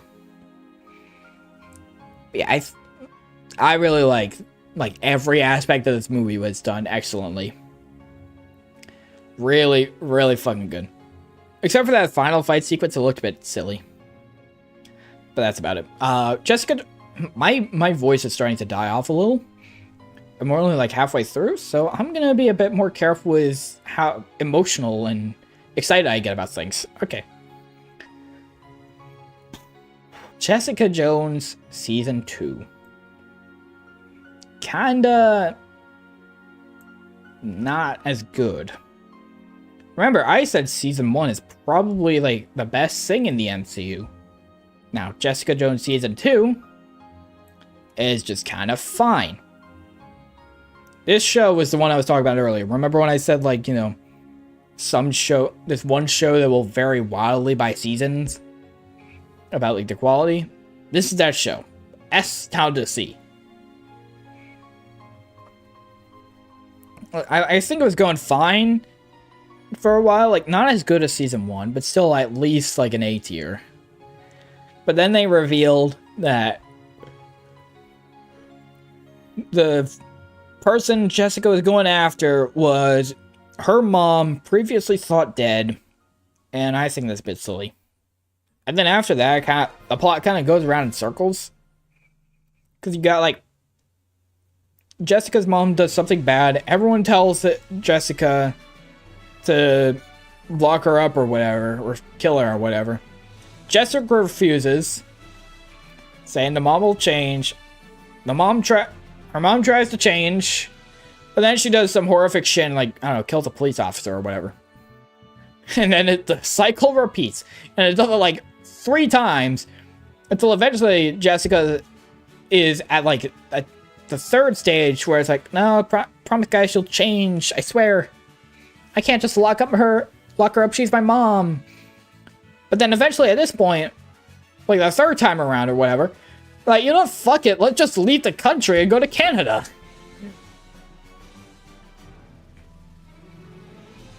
And then, like, eventually it's like, okay, fine, you know what? And then Trish, one of the side characters I haven't mentioned, she just shows up and is like, you know what? Fuck it, I'll take it into my own hands. You won't kill her, fine. I will. So she killed her. I think there's also, like, a side... There's also, like, a side... Hold on. It's like, yeah, Trish's like, okay, fine, I'll take it into my own hands, and she kills her mom. Well, she kills Jessica's mom. Boom. Villain gone. Problem solved. There's also, like, a side plot line with, Trish getting a bit jealous of Jessica and her powers and, like, wanting some powers for herself, so she goes through some experimental shit to try and get powers, and, like, by the end of the season you see, oh, hey, look, it worked. She's got powers now. That's cool. That sets it up for season 3. So yeah, like, I just feel like eventually the plot just kind of went in circles. Villain kind of sucked. Plot kind of sucked. It's just a circle of whatever. Infinity War, I mean, duh. Do I even really have to elaborate on why I think Infinity War is an S tier? I guess I'll just say one thing about it. The ending was the blip, with everyone being snapped away. Probably the best ending to anything in the MCU outside of, like, Endgame. This is, like, probably, like, second place. Like, holy shit, they just killed, like, half the cast. What the fuck? They killed Spider-Man. That's fucking sick. I don't think I need to elaborate on Infinity War. Sure as hell won't have to elaborate on Endgame. Oh yeah, by the way, everything here was in, like, the 1 year between Infinity War and Endgame. So if you're complaining about Marvel's output now, just take a look at their output then. Agents of S.H.I.E.L.D. Season 5. This is, like, the weakest season of Agents of S.H.I.E.L.D. So this one is, like, they go into the future to see the Earth's destroyed, and then they get sent back in time to try and stop that from happening. And then eventually they stop that from happening. But, like, I have a couple problems with this one. Specifically, like, number one, when they're in the future, it's just not as interesting. Like, when they get back, you know, they're like, okay, we know this is supposedly what happens. We need to stop it. And then but, like, everything just seems like it's lining up to be that bad future. Like Elena, that's her name, right? Yo-Yo? Yo-Yo gets her arms cut off. And it's like, oh shit. That's what happened in the bad future. She didn't have arms. And then it's like, Coulson's dying. We gotta not save him to get that good future. Stop the bad future. Like, they really push back against that idea. There was this one part where, like, while they're in the future, they see a specific clip of Daisy, like, leaving one of the Quinjets. And they show that clip and be like, this is the last time Daisy Johnson was ever seen alive. After this, she quaked the earth apart. And then, like, later on, like, in the final episode or something, they show that exact clip. And when I saw that, I was like, holy shit, that's fucking sick. I love that. They show this scene being like, this is the last time this character was ever seen alive. And then you go back to the past and then you see that exact clip playing out in real time. Wow. You know, oh, fuck. Oh, God, are they going to actually do it? Or is this the end? I don't like how they... I guess I could go into point number 2. So point number 1 was that I don't really care about what they were doing in the future. And then number 2, I don't really like how they wrote Hydra back in. Like, Hydra is supposed to have been destroyed. You know, that... Either Season 4 or Season 3 had it. I don't remember which one. I think it was Season 3. No, it wasn't Season 3. I don't think it was. I think it was Season 4. Season 4, I think, was like... Hydra is officially considered gone. But then... They're like, you know, oh, we got a little branch of it here. We're back now. I think that's silly. I wasn't a fan of that. Not a fan of that. I guess another thing I didn't like was the end. Here's the thing with Agents of S.H.I.E.L.D. Season 5. This was initially planned as the ending for the entire series. Not just the end of, like, the season. The series. And the reason why I don't like that is because Fitz died.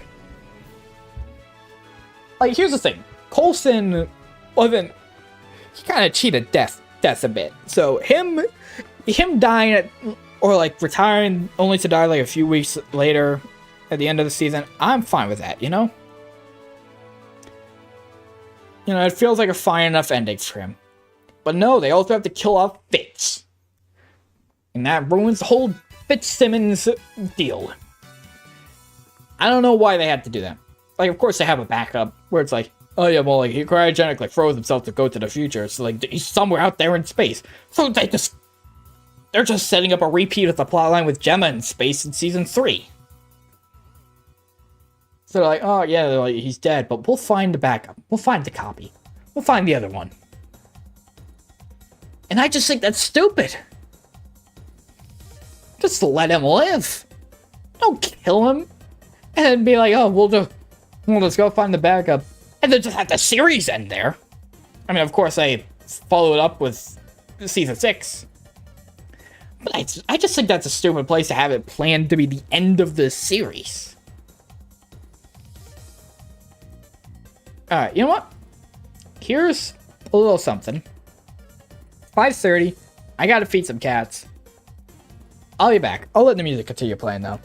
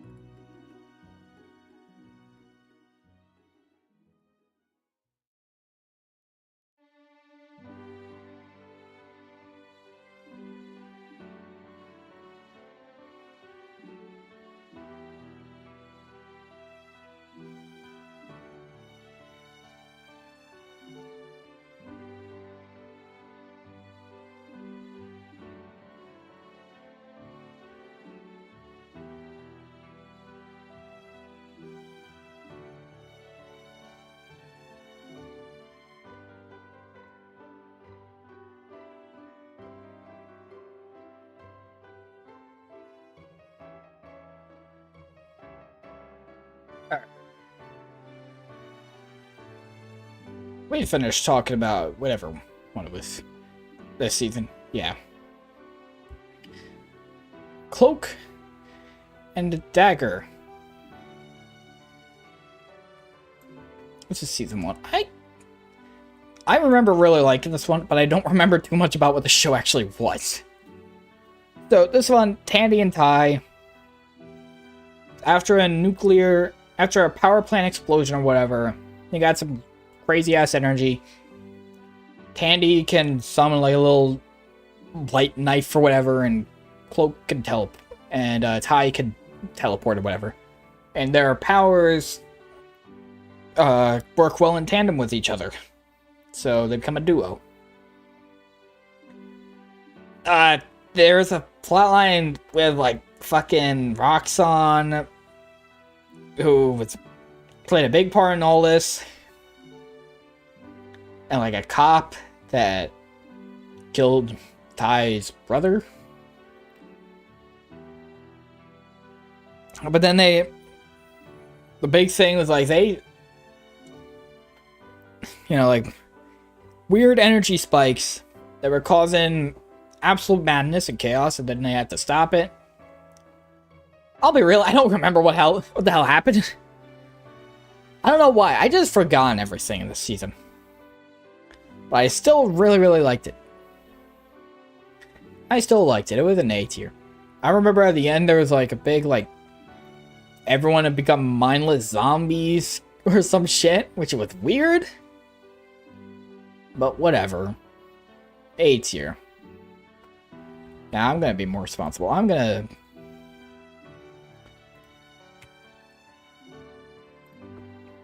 try and remember what happened. Premise.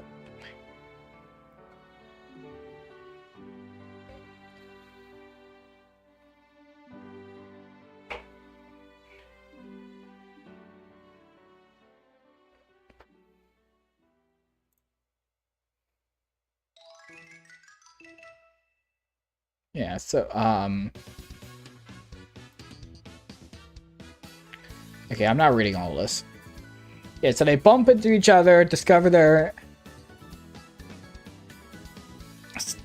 powers, work together.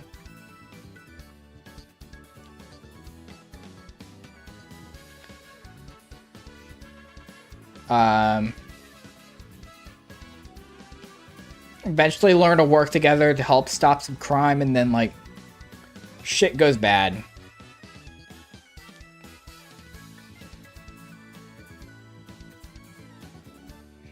As they try to fight down Roxanne. Yeah, pretty good. If I remembered it, maybe I'd be able to talk more. For me not being able to remember it, I'm knocking it down to B.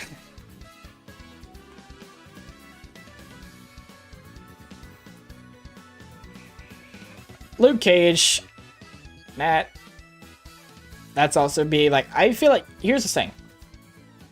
I think the strongest Luke Cage ever was Cottonmouth alive in season 1. The weakest it ever was with Diamondback in season 1. So you got Cottonmouth, you got Diamondback down here. In the middle is all of season 2. It didn't reach the highs, but it didn't reach the lows either. This one's had a threat of a new guy, Bushmaster, who, like, he took some, like, weird plant stuff to become super powerful and be able to actually, like, take down Luke Cage. But, there's the plotline of, like, it's actually hurting him and all that. Mariah Dillard is becoming more and more of a threat. I feel like I really like Mariah more in this season. Like, her, like, trying to be a bit good, but, doesn't quite work out. But a family dynamic as well. That shit's good. I feel like they developed the characters more. Bushmaster is kind of just alright, though. And then, like, the way they end is so weird. Like, Mariah dies, but she leaves Harlan Paradise to Luke. It's like, oh, we're gonna make sure that he gets corrupted by power and all that. And it kind of seemed like he is. Because, like, Misty Knight's like, do I have to worry about you? Are you gonna be a problem? And he's like, hey, maybe, I don't know. If I do, you know, make sure you come after me. But it still kind of seemed like he was gonna go down a villain arc. Which is interesting. But then they canceled the show, and we never got that. Ant-Man and the Wasp, I also think is B. Ghost is like probably the most forgettable villain in the entire MCU, but like I still really like. It has the same feel as that Ant-Man, the first Ant-Man film. You still got, like, you know, all the characters. Scott's still the same. Now he's also got problems with the fucking government because, like, I mean, Civil War happened. You know, he's got problems with all that. Then you got, like, you got all of his supporting cast being just as great as ever, especially Luis and his crazy ass stories. You got them trying to deal with the quantum realm and trying to bring Janet back. That's cool. I just really didn't care much for Ghost at all. Her motivation is like, yeah, she needs the quantum realm to like be restored to normal. But, like, she's also kind of... I feel like she can wait, a few minutes, at least. or whatever. Like, just a little bit so they can bring back Janet and then still be good. Right? Maybe I missed something, but I don't know. I just didn't care for her. I'm putting Iron Fist in B as well.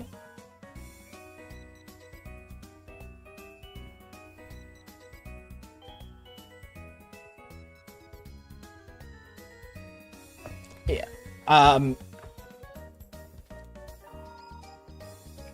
Like, I feel like they did a much better job with making Danny especially more interesting. I really like the villain Davos.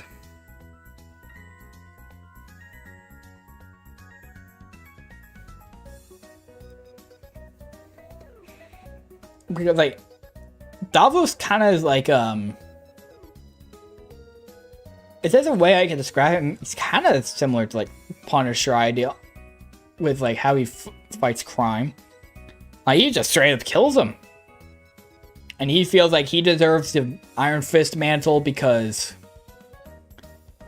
you know, Danny left his position, left the Kunlun to get fucking destroyed. He's kind of got a point there. Danny kind of fucked up as an Iron Fist, the protector of Kunlun. He left and let it be destroyed.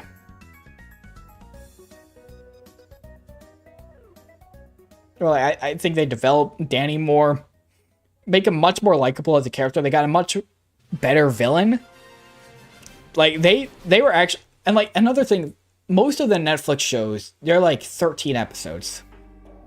You know, all Daredevil, all Jessica Jones, Luke Cage, Punisher, 13 episodes per season.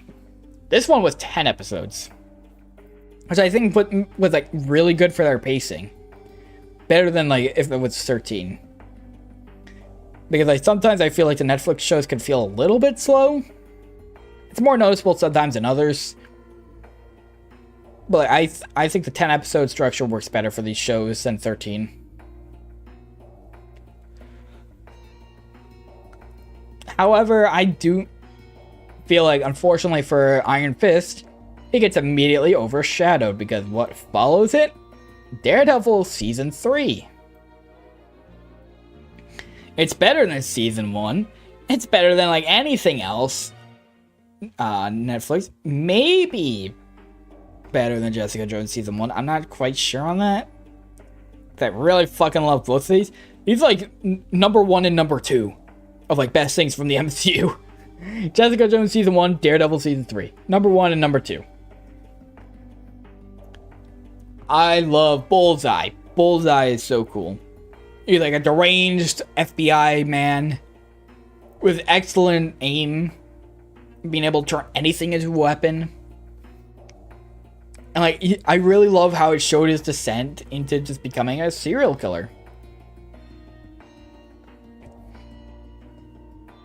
Like, he was like mentally unstable, sure, but like he was still working with the FBI, still taking down bad guys, using his skills for good use. And then Fisk was able to corrupt him. But then eventually he turned on Fisk after it turns out Fisk ordered a hit on the girl he was like stalking, saw as like his girlfriend, I guess, in a way.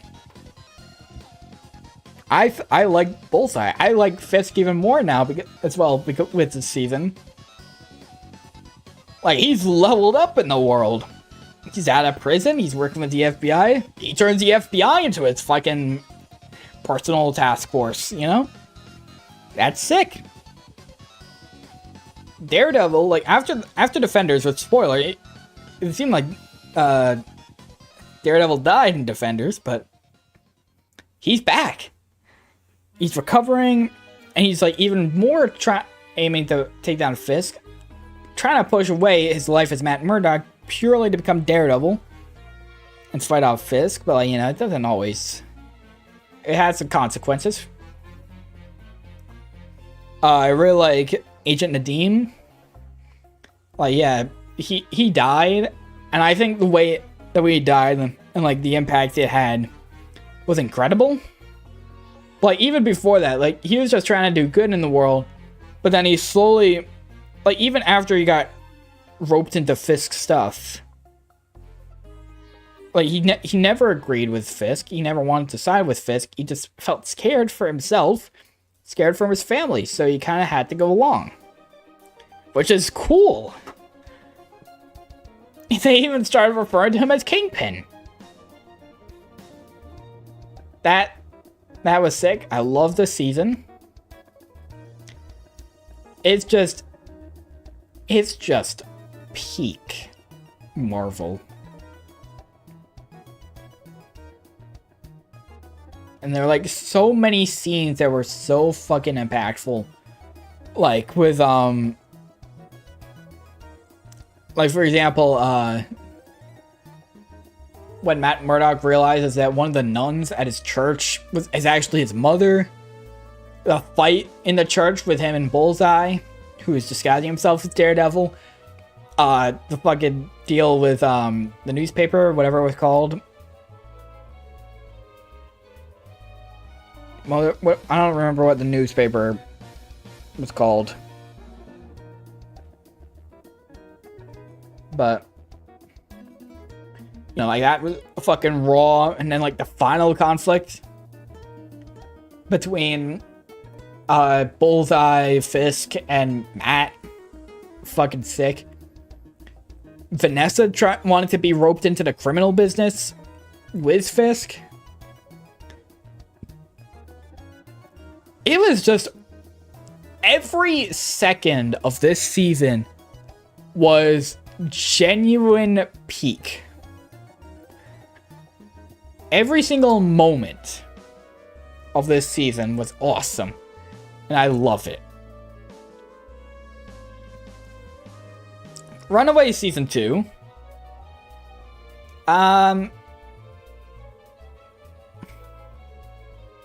I think I'm willing to give up another A tier for this one. I don't think it's as good as Season 1. But I still feel like, you know, with this season, I really did like how they developed after the previous season. Like, developed a bit more with the parents, developed a bit more as a kid. It just felt like a natural continuation of everything. And then halfway through the season, they actually killed Jonah, but then it's like, uh-oh. He's actually like an alien guy. He's got like a big alien thing underneath. And he can inhabit other bodies. And now, oh shit. The aliens are among us. That's it. That was interesting. I like that plot development.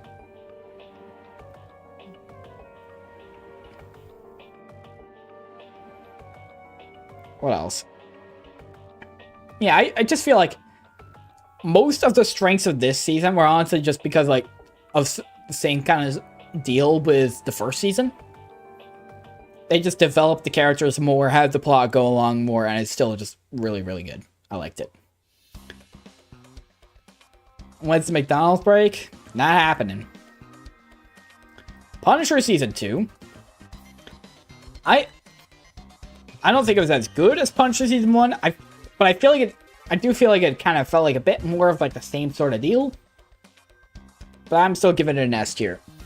My main problem, the only thing I can have as a problem, is like the first few episodes kind of feel pointless. So you have Punisher out in some other random ass place, wherever it was. He meets a woman, falls in love or whatever. But then this kid at the bar starts having problems, and then like Frank's like, fine, I'll kill the bad guys, and then he kills the bad guys.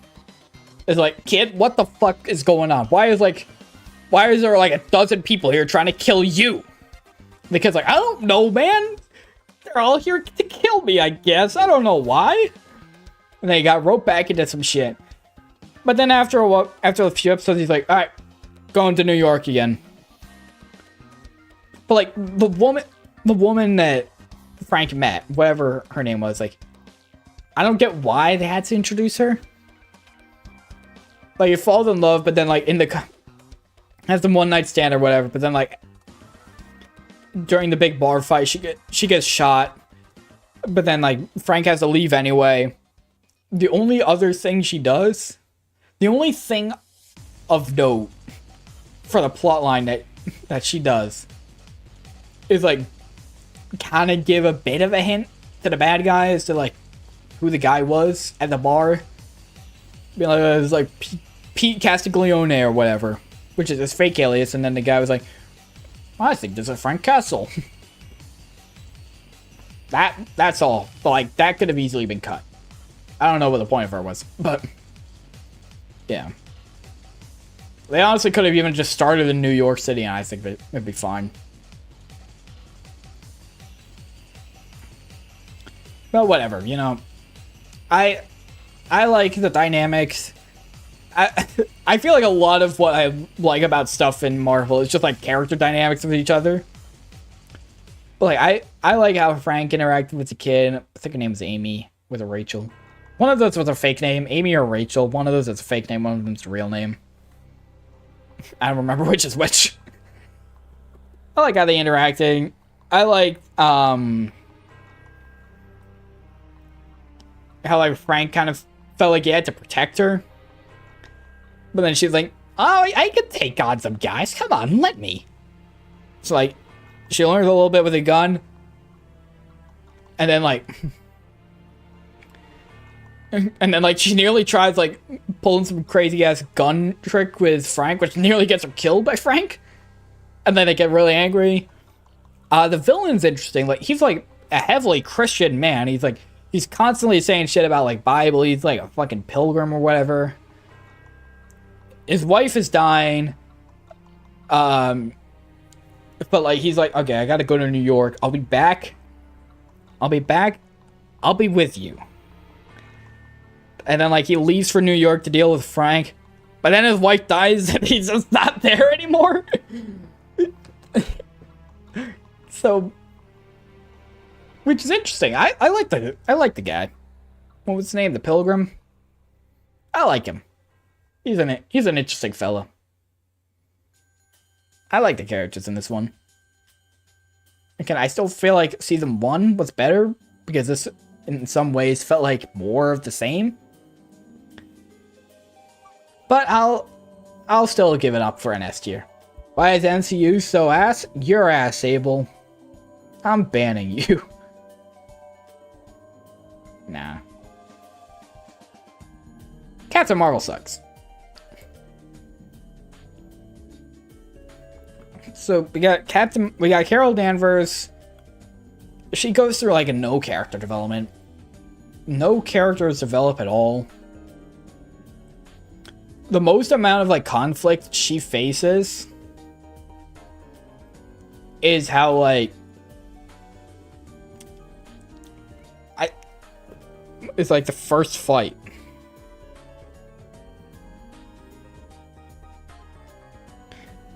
When you review my Spotify playlist? Nah. Not doing that. Like, the most I'm actually struggled in a fight was literally, like, that first fight when she was, like, training. Like, even during the final conflict, she just does everything with ease, so it's so boring. Like, her character, even... Like, we got a couple of characters in the MCU who are, like, sarcastic guys. Sarcastic characters, you know. Bit of an ass. But, like... Carol Danvers feels like way more of an ass. And just annoying. And not someone you'd want to, like... hang out with, I guess. Even more so than Jessica Jones. She's even more of an ass than she is.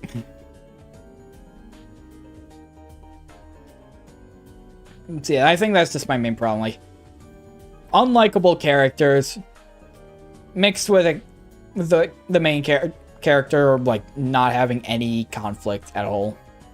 Like, I guess just Twisted the Scrolls are actually, like, good guys and whatever. Sure, kind of cool. But I don't know. Didn't do much for me. Maybe other people would be more liking this. Like, maybe women like this one more. Because, like, female superhero. I don't know. It's pretty bad. Endgame is the GOAT. Do I even need to delve into why Endgame is an S? Do I need to even elaborate? Much like with Infinity War, do I need to explain why I think this is an S tier film? Endgame is ass, your ass. Like, this is a big finale of everything. And, you know, the heroes are dealing with the consequences of Infinity War. They do a bit of time travel, which I know is iffy for some people, but I like from the perspective of, like, alright, let's go back to some, like, historic moments. Let's get these teams together, dealing with these certain things.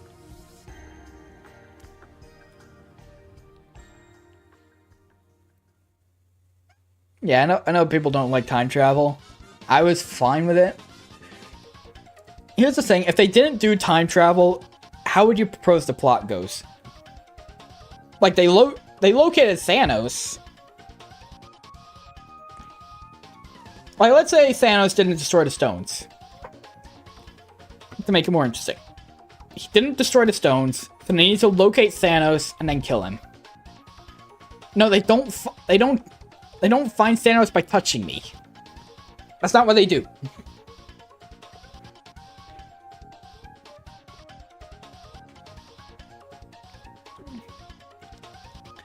Alright, so how do you propose they make a plot for Endgame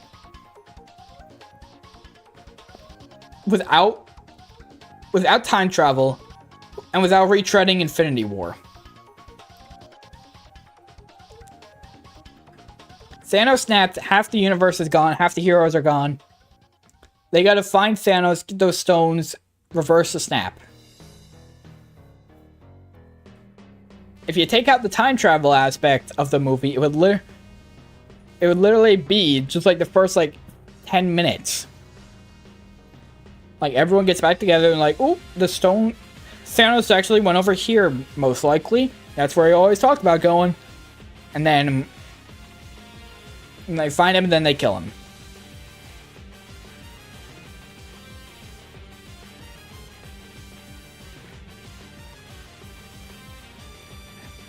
How would you... Which comic was Infinity War based on, actually? Maybe if I look in that.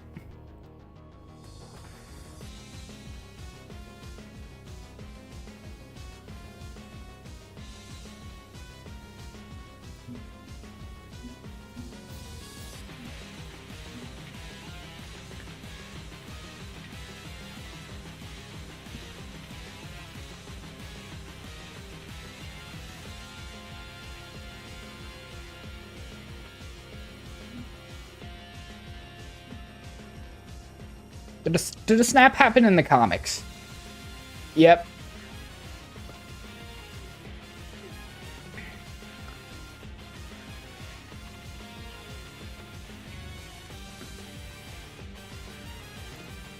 Okay, so in the comic,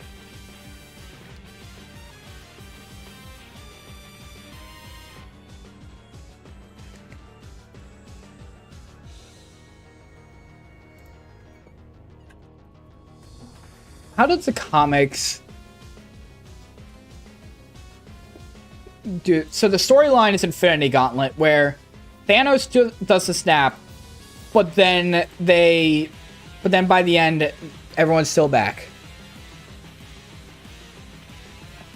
Alright. Wikipedia, give me the plot.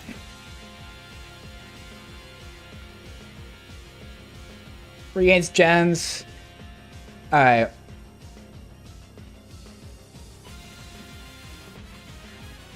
Silver Surfer gets trapped in the Soul Stone. Adam Warlock's here.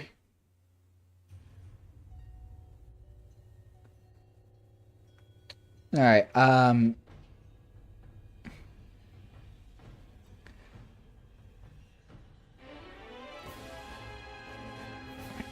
Dr. Doom tries to steal the gauntlet, fails, and then Thanos, I think, snaps. Kills most of the heroes.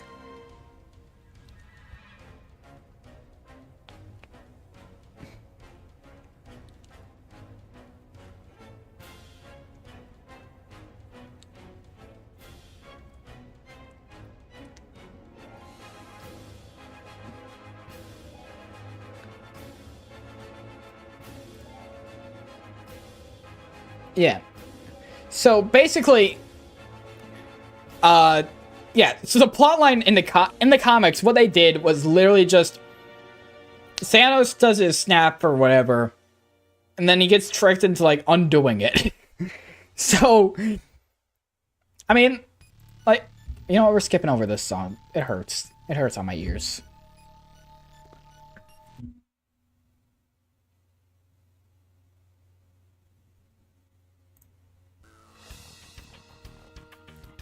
So, like, what's the point? How do you really do a plot line from here? So I think time travel, sure. Incorporate something new. Go back to a couple of hits. Well, I say go back to a couple of hits, but like they go back to like 3 main points, which is Avengers, Guardians of the Galaxy, and fucking Thor: The Dark World. So I mean, I don't know. They also contradict their own time travel rules with old Steve Rogers, but like, I mean, the sacrifice of Tony Stark at the end, you know, fucking sick moment. I'm not ashamed to admit I cried a little at that scene. Natasha's death, Natasha's sacrifice, old Steve Rogers finally retiring, getting the life he wants. It's just a really fucking good ending. It's an S tier. I love it. Not as good as like when it released, you know, like the big impactful moment then. It's still really solid. Infinity War's better. Cloak and Dagger Season 2. I think it was like about the same. The villain now is like Mayhem. Which is like, what if we take the detective from Season 1, but like make an evil clone? Not as interesting. Still like a fine season. I genuinely don't really have much to say about Cloak and Dagger. I'm sorry, Cloak and Dagger fans. I just don't have much to say about this one. I do like the old thing with like the cop who like tries to be redeemed. And like, no, I'll turn myself in. I'm sorry for what I did. You know, I'll turn myself in. But I like the Shadow Realm stuff with like the records symbolizing, what was it, memories or emotions or whatever. A bit of like control. I like that aspect. I think that's the part I really like. But yeah, still like B tier. Agents of S.H.I.E.L.D. Season 6. They brought this show back. And I'm gonna give it an A tier. It's better than Season 5, but like still like kind of weak in comparison to many other seasons. I think, like, not even as good as season 1. I don't know, now you got, like, a Coulson who, because of some shit with different monoliths from a previous season, from season 5, I think, yeah. Because of some shit with the monoliths, there's a copy of him that's just kind of been traveling the different planets. Doesn't remember he's Coulson or anything like that. He's just kind of been traveling the planets for centuries, trying to fight off a threat that eventually is now coming to Earth. And then he shows up, and then everyone's like, "Holy shit, it's Coulson!" Yeah, it's fine. It's a fine plot. Still like all the characters. I like how they try to get Coulson to, this new Coulson, or like Sarge, I think he's calling himself, to like be their Coulson. And like they got little hints of it, you know? They got little hints. Like, I think a big one was when when Sarge was in an argument with Daisy and called her Sky, which shows that he has some form of memories from Coulson. Because only Coulson will remember that. But still. There's also like a weird thing where like this is supposedly taking like place a year after Infinity War, but like still before Endgame. Yeah, like no one was snapped. Which I think is the other like main thing people use to say Agents of S.H.I.E.L.D. is not canon. I mean, I still think it is. I think everything on this tier list is canon. But, you know. Still like a weird little oddity, I guess. Yeah, not as good as like seasons 2, 3, and 4. Still like them more than season 5. Jessica Jones season 3, I'm gonna give this one another S. So yeah, you can see how Jessica Jones really like swayed about. Like you got S, C, S. Not as good as season 1, but still really liked it. Still really like Jessica's interactions with Hellcat, Trish Walker, her sister. I like all that. I liked the serial killer guy they're going after, and like Jessica just could not for life forget that guy, and like, it was really causing problems with her. One thing I really like about Jessica Jones compared to like all the other Netflix shows is like most of the other Netflix shows, you know, it's just like the villains they're dealing with are all in like underground crime. You know, it's not the same with Jessica Jones. She's dealing with serial killers, which is different, helps it feel more unique. Like Daredevil, he's dealing with Kingpin, who's like the kingpin of underground crime, and then the Hand, who is, you know, a drug operation or something. Punisher, he fights gang members and all that. Defenders up against the Hand. Iron Fist up against the Hand.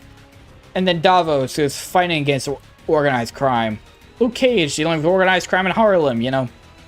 That's all the villains, which kind of makes them feel a little bit samey. But Jessica Jones definitely stands out with its villains compared to all the others. Salinger, that's serial killer's name. I really liked him. Again, not as much as like Kilgrave from season 1. But he was interesting. The one thing that I'm a bit iffy on was Hellcat. Because like Hellcat started killing the bad guys and it's trying to paint that as a bad thing. Well, yeah, in isolation, if it was just like this show, you know, I could see the idea there. Being like, yeah, killing is bad even if they're bad guys, you know. But at the same time, Punisher exists. Isn't Hellcat just doing what Punisher is doing? Like, Punisher was portrayed to be a bad thing here. Well, then he's like a hero. That makes 2 seasons where Punisher is a hero. So we like people like Punisher. So now they do another Punisher-like character of, I'm gonna kill the bad guys. And I guess Davos had the same problem a little bit in Iron Fist season 2. Like, I'm just not as invested in them being a bad guy when they're just doing the same thing Punisher does and we root for Punisher. I don't know. But, oh wait, no, never mind. I was about to say that's the end of the Infinity Saga, but no, we still got a couple. We got like 4 things. But that is the end of all the Netflix shows. All the Netflix shows are done. Which is crazy. If I hit you with a Water Terror, Adaptability, Choice Spec, Kyogre with a Modest Nature, and 252 IV and Special Attack, Water Spout. Please don't do that. I think I would die. Spider-Man Far From Home. I think that's just an A. Not as good as Homecoming. Still probably solid. I really like Mysterio, and then like his little twist of being like, oh, you know, I'm the villain. Actually, I'm using these illusions to get back at... It kind of felt like he was trying to get back at Stark, though. He's trying to get back at Iron Man. He hated Iron Man. And then, like, Spider-Man was just collateral. Whatever, I guess. I think that's my problem. It felt like Mysterio's problem. He wasn't trying to fight Spider-Man. He's trying to fight Iron Man. And then Spider-Man just had to be involved. I would have wanted Mysterio to specifically go against Spider-Man with his ideology and his methods. Like, I guess it's kind of an interesting... we got a little bit of an introduction to the multiverse, because he says, like, he's from another universe. He says this universe is 616, which it is in the MCU. I know comic fans will hate that, but, you know, separate multiverse, I'd say. But, like, you know, this is definitely an interesting film. It's still, like, really great. I still really like the A-tier stuff, including Far From Home. Especially that post-credit scene. That post-credit scene fucking crazy. They reveal that Spider-Man's name has been leaked to the public, and now everyone hates Spider-Man because he killed Mysterio, and everyone thought Mysterio was a good guy. They just casually drop that, and they're like, yeah, wait, like, 2 years. That's insane. That's insane. I love this film. I know a lot of people don't like this film. I still like it. I still really like it. Runaway Season 3, and...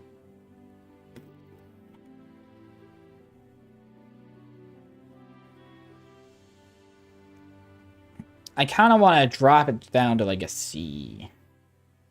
Here's the thing. Here's the thing with Season 3. So, the first 2 seasons... They're dealing with Jonah and it's like alien stuff. Okay, cool. Halfway through Season 2, the aliens start to inhabit humans. Cool. Halfway through Season 3, the aliens are destroyed. And then they introduce a new villain to come out of Nico's staff. And then they have to deal with her for 4 episodes. And then the final episode, they have to deal with a new threat. What? Excuse me? So you got one villain. One villain and some cohorts. Same villain, but new cohorts. And then 3 separate groups of villains. Why? Why do it like that? It's like they wanted to make 3 different character arcs. Like 3 different villain arcs. So you have like, alright, we'll finish off alien stuff. Then we'll do Girl in the Nico's staff for another season. And then we'll do time-traveling Alex from the future wanting to kill everyone for some reason. We'll make that another season. But then they realized they only had 1 season left, so like, I'll fucking just squish them all together. And it just kind of doesn't work with me, you know?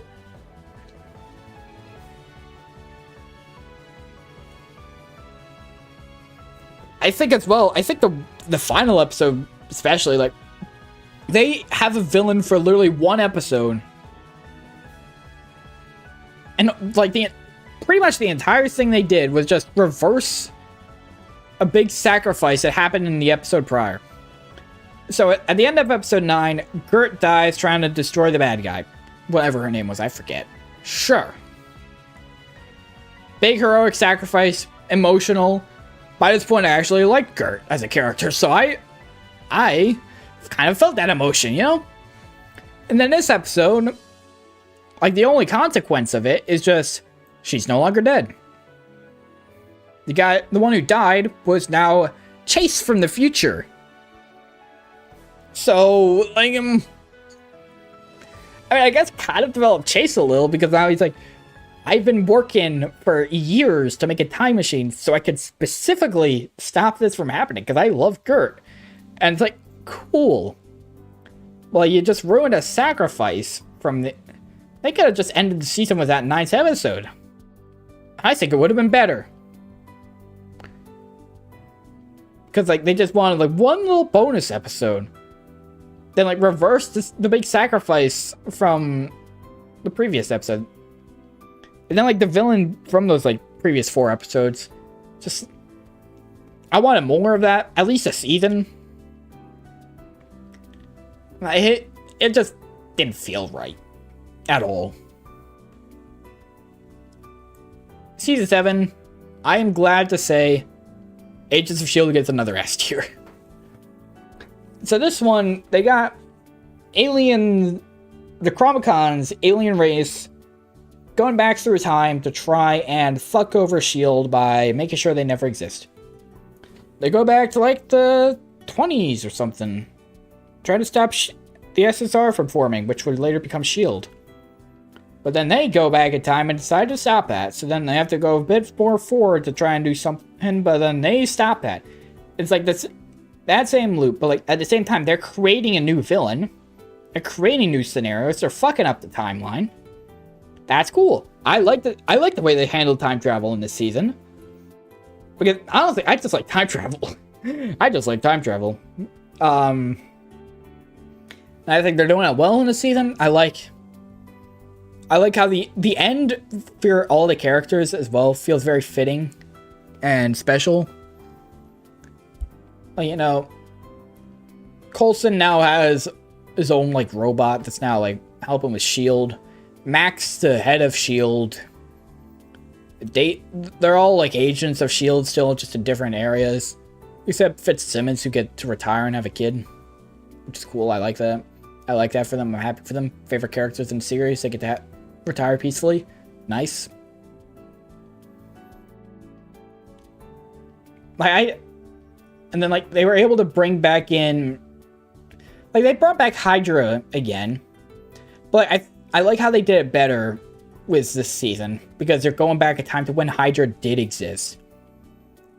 And they're playing out, like, the events of Winter Soldier, except now it's, like, 30 years earlier, so now it's in the 80s. So they don't have Captain America to stop it, so now the S.H.I.E.L.D. agents have to stop it. I like that. And I like how with the time travel they were able to do, like, hitting some, like, their greatest hits, you know. We got the Return of Afterlife and the Inhumans of Jiaying. We got Hydra. We got like, a Hydra invading S.H.I.E.L.D.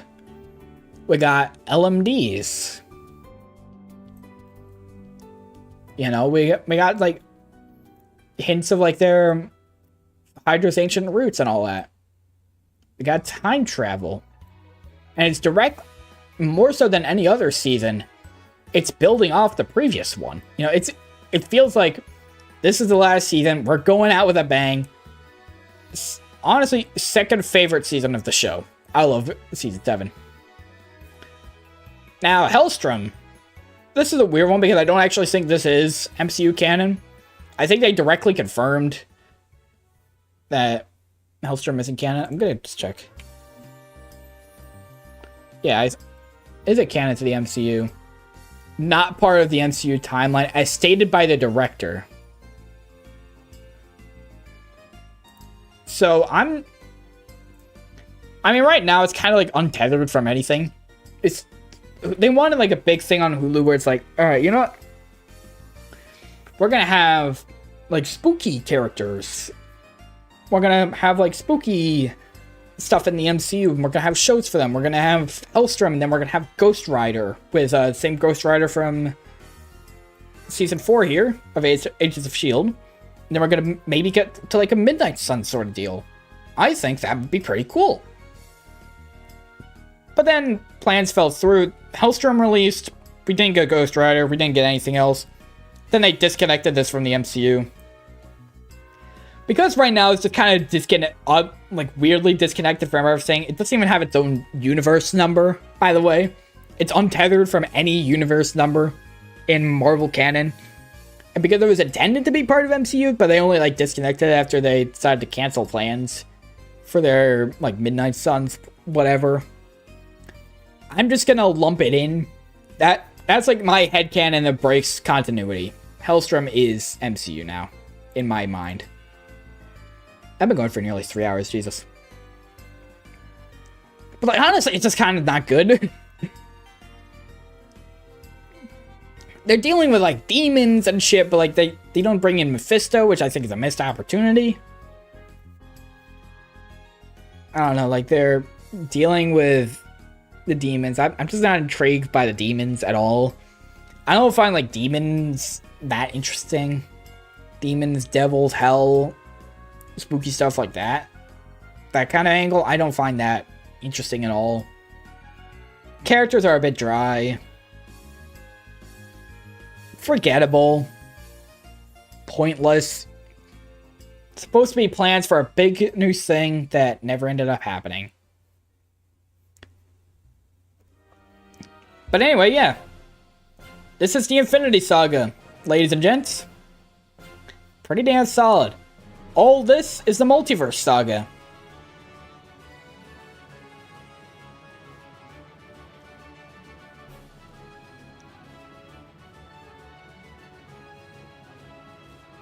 Luckily, though, I know a lot of people don't like the Multiverse Saga, but luckily they started off strong with WandaVision. S tier. I like WandaVision. You know, I like the little sitcom parodies across like different decades. I like how the world started like shattering, like falling apart, the illusion. I really like that angle. It's very unique for an MCU project. You know, very different feel compared to like everything else. Showed like Wanda's like descent to villainy. Showed like a fun story with like sitcoms and stuff. Introduced Agatha. I think those are the main highlights. I'm probably gonna start like speeding up through the Multiverse Saga just so I can get done with things. But yeah, S tier. I guess like one little weird gripe I have is like they brought in like the Fox X-Men actor to play Quicksilver, but then it wasn't like actually the Fox X-Men guy. It was just they cast the same actor to just place Quicksilver on the WandaVision show. But then in MCU reality, I don't know, it's weird. Show within a show. The show within a show, he's playing Quicksilver. They cast the same actor from the Fox X-Men universe for that. But then within just the regular MCU, he's just some guy. I think it would have been better if they introduced a Multiverse Saga saying like, hey, we got this random guy who happens to be from another universe. Quicksilver from another universe, you know? They were very clearly trying to tease at that, and then they just pulled the rug out of us. And it's stupid. Falcon and Winter Soldier was kind of B tier. I like Falcon. I like Winter Soldier. I like how Falcon's trying to live up to the legacy of Steve Rogers. But at the same time, like, here's the thing with the villain. The villain kind of had a point. Like, governments are failing to help after the blip. They focus so much on trying to help the people who just showed back up that everyone else is kind of being screwed over. Everyone who was not blipped away. But then, so it's like, damn, the villain actually has a point. Then they remember they needed her to be a villain, so she just like fucking blows up a homeless shelter. Like, why? He could have had an interesting character, like, yeah, an antagonist, but not villainous. But then like, oh wait, no, we need her to be bad guy. Blow up homeless shelter, boom. I didn't jive for that. And then like the end, they're like, oh, you know, we gotta stop calling these people terrorists. They're blowing up buildings. Yeah, it's good. It's good. Loki is... This is where they introduced the multiverse. And they did a fine-ass job with Loki. I love Loki. Loki, bro, pretty damn good.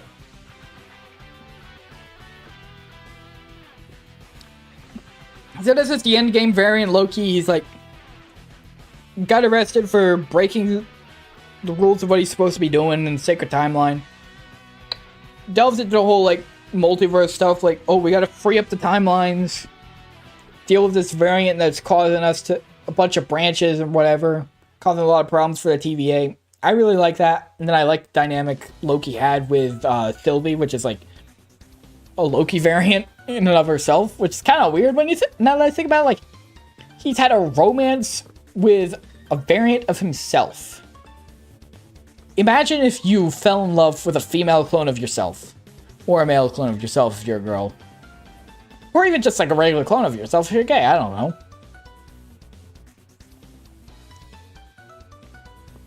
And it's like, kind of weird when you think about it. It's still pretty fucking cool. I like the TVA. I like how they introduced the multiverse. And then He Who Remains at the end. Really, really interesting how they did that character. And how they left it all open. The multiverse is now free. The multiverse now exists. Black Widow sucks. Uh-oh. Marvel's had a streak of some bad stuff. Uh-oh. What is this, like phase 2? They went all phase 3 like nothing, and then uh-oh, uh-oh, uh-oh.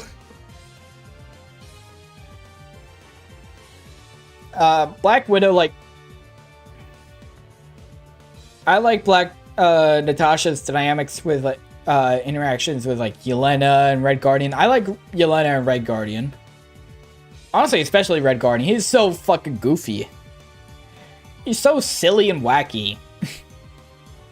He gets up to some crazy-ass hijinks. Yeah, but yeah, they're silly, they're funny. They're cool. I like them.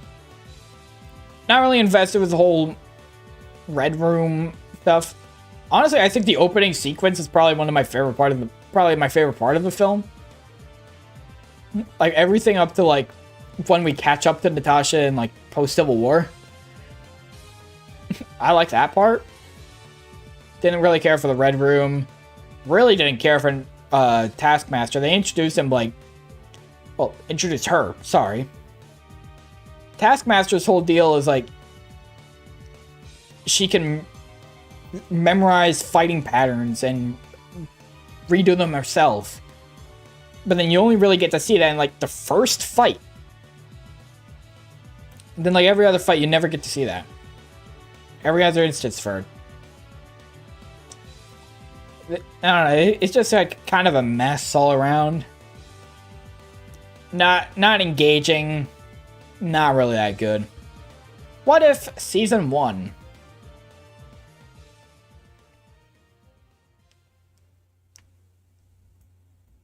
I really like What If. I feel like with What If, like, you know, we got a couple of like really good episodes. A few stinkers here and there, but like we had some really good episodes. Like the one like What If Ultron won? I really fucking love that episode. What If the one with Strange Supreme? Really, really love that episode. Problem is, they're like the two best episodes in the entire show, and they're both in season 1, but yeah, like really solid premises. Well, pretty decent premises. There's like so many ideas they could do. And they didn't do like all the good ones for this one.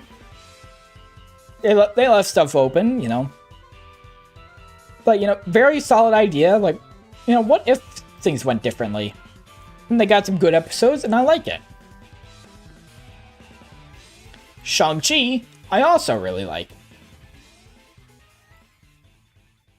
Finally, we get the Mandarin again, eh? Except this time it's Wenwu, not like, still like not comic accurate the Mandarin, I believe. I don't think Wenwu is ever the Mandarin. Like, I really like Shang-Chi. I really like his fighting, especially. Very, very cool. And it makes me have high hopes for Spider-Man 4 because same director. Honestly, like, if they just kept this more street level, or like focused on like Shang-Chi versus Wenwu, if they just focused on that the entire way through, I think this would easily be an S tier. But I think the problem is that they introduce like a mystical town, and then dragons. They had to fight a dragon. Yeah. Why? Why couldn't they just kept the final fight being between Shang-Chi and Wenwu? That would have been way better. That would have been way better, but then they had to like cut that short so they could introduce a dragon. But yeah, I like the characters. I like the fighting. Wenwu's a really interesting villain because like he just wants his wife back. That's all he wants.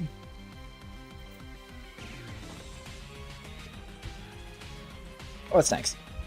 Eternals. Fellas. We got another F tier. Like, oh my god, is it boring? It's the same problem with Thor the Dark World. It's just boring. I don't care about any of these characters. There's like nothing going on. I don't even have anything to talk about because I just don't care about anything. Honestly, might just move on. You know what? I don't have much to say about this. I'm just bored. I'm just bored about Eternals. Hawkeye. Honestly, would have been S had there not been one little thing. And that is Kingpin. I love Kingpin. I love Season 1. I love Season 3 here. Hawkeye's version of Kingpin, not a fan of. But you know what? We'll get to him in a moment. I like Clint. Finally they're giving Hawkeye his own thing as well. Like, they gave Black Widow her own thing. Didn't work out well, but I think they did a good job with Hawkeye here. I really like Kate Bishop. I'll elaborate on this like closer on the end, but like I really want her to see her return, like a bunch of other characters that we got here. Like, we know Shang-Chi is gonna show up in Doomsday, but we have no confirmation on Kate Bishop. A ton of these other characters we still have no confirmation on like when or if they'll return. That's the overall problem with the Phase 4, I feel. Oh, Multiverse Saga. I'll delve into that at the end. Like, I like their characters. I like how they work with each other. I like the street level story. You know, I'm interested with how they deal with like death and hard of hearing, with like, especially with like Maya being introduced. They wrap up a little bit of Black Widow stuff as well with Yelena.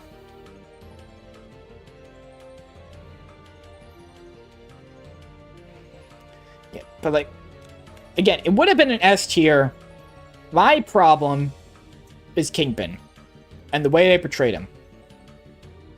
What makes Kingpin a good villain to me is just like how much of a powerful presence he has. Like, he's always in control. He has control over everyone. He has the power in every situation. In Hawkeye, I feel like Kingpin was weak. Not physically. Physically, they gave him a massive buff, and he has, like, superhuman strengths now in Hawkeye. And Daredevil Born Again showed a bit of that as well. Which I think is a good thing. I like him being physically super fucking strong, like he is in the comics. That's a good idea. I like that.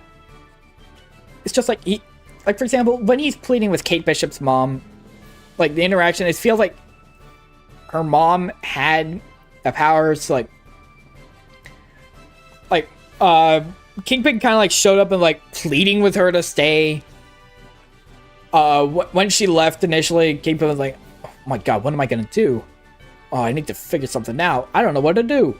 Whereas I feel like in the Daredevil show, like, even if she left, if it was like Daredevil specifically was a Kingpin, like, I feel like even if she left, he'd be like, alright, that's fine. I know what to do from here. But here it felt like he didn't know what the hell he was doing. He was pleading for her to come back. Some of his lines were a bit cheesy. I think, like, he got hit with an arrow or something while fighting Kate. And he was like, oh, well, now I'm mad. He said, like, some stupid shit like that. Like, oh, well, now that really makes me mad. And then Maya shoots him in the head. Honestly, you could have told me that he was intended to die at the end of this season by that shot to the head.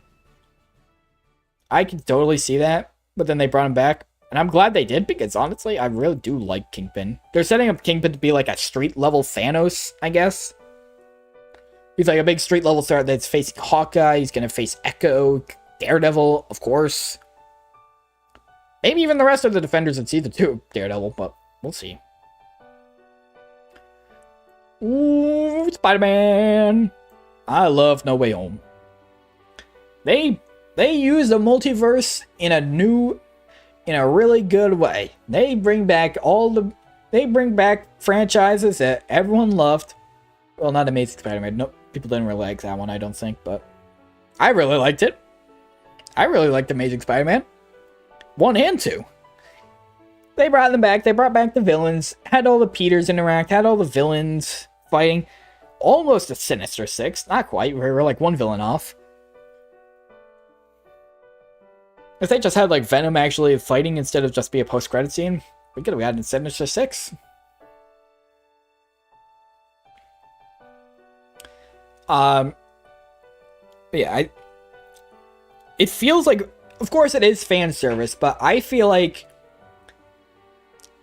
what separates like the fan service of No Way Home versus like, say, the Star Wars sequels or The Flash, I think. I don't know, I didn't watch that one. Like, those ones felt like they were pandering to try and get people to cheer, but didn't really care. Spider-Man No Way Home was a celebration of Spider-Man movies. You know, you got the villains, you got the heroes all together. They worked well with each other. They were fun to watch all together, all fighting. Peter, well, Tom Holland's Peter had a character arc. You know, he had a character arc. He became bigger and stronger by the end. Andrew got to redeem himself by saving MJ because he couldn't save Gwen in his movie. I don't feel like Toby really had like any development or any redemption or anything like that. Like, I don't really think he had much he could have done. Like, his character felt the most complete by that point. So, not really much they could have done with him. So, I'm fine. He kind of was just like a big brother to everyone. To the other two. And I like how they interact. I like the conversation they had, like, on the Statue of Liberty before their fight. Before the big fight. That was fun. I find it funny how Tom Holland's Peter, like, boiled down Thanos not to being like, he snapped away half the universe for 5 years, including myself. He's like, yeah, he was purple. I fought him in space. He's purple. That's crazy, right? Unlike the black alien you fought, I fought a purple one. Moon Knight, hey. I really like Moon Knight. I know he's like not comic accurate at all because in the comics he's like a street level hero, probably more in line with like Daredevil, except if he had like DID or whatever. Whereas now they're making him like more mystical and being able to stand on his own along with like other Avengers, you know, so they can make him a proper Avenger and not feel like outclassed by like Captain America, Thor, or whatever. I'm fine with that. We got plenty of street-level heroes. They want us to have new Avengers. And I think the main draw of this show, anyway, was the DID, to me. And I think they did it in a really cool and interesting way. Like, usually I feel like DID is portrayed as, you know, like, they're a good person, but now all of a sudden, ooh, they're the big, scary bad guy. Hell, MCU already did that with Iron Fist Season 2 as Typhoid Mary, but, you know, like, she was, like, a good person, but then all of a sudden, ooh, she's a crazy, psychopathic person now because of DID. But, like, here, it's, like, it's almost kind of like a bromance between, Mark and Steven, even though they're the same guy. And I love how they interact with each other, even if they are just the same guy. The way they did all that was just fucking incredible, and I love it. The one thing holding it back was that at the very end, they were just like, you know what, let's make a big kaiju fight, you know? And then now Steven's able to fight, like, really well as for some reason. Yeah, I don't know, it's weird. And then they introduced Jake Lockley, like, a post-credit scene to be, like, a big guy, but, like, we don't get to see him at all. Like, yeah, he's done some killing that, like, they cut away from. And, like, you just think that's Mark, but then it's like, Steven, that's not me. That's not me. There's something else going on here. And you're like, oh, there's a third personality. And then they don't develop that, and then just reveal, yep, there's a third personality in the post-credit scene. And then we don't get anything more. They even confirm they're not making a Moon Knight Season 2.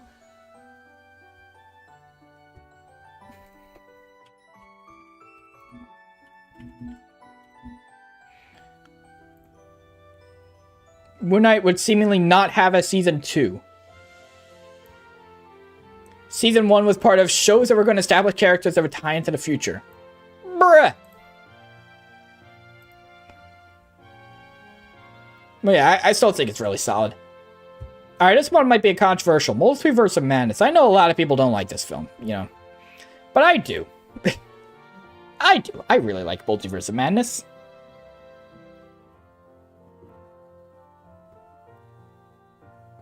Let's see.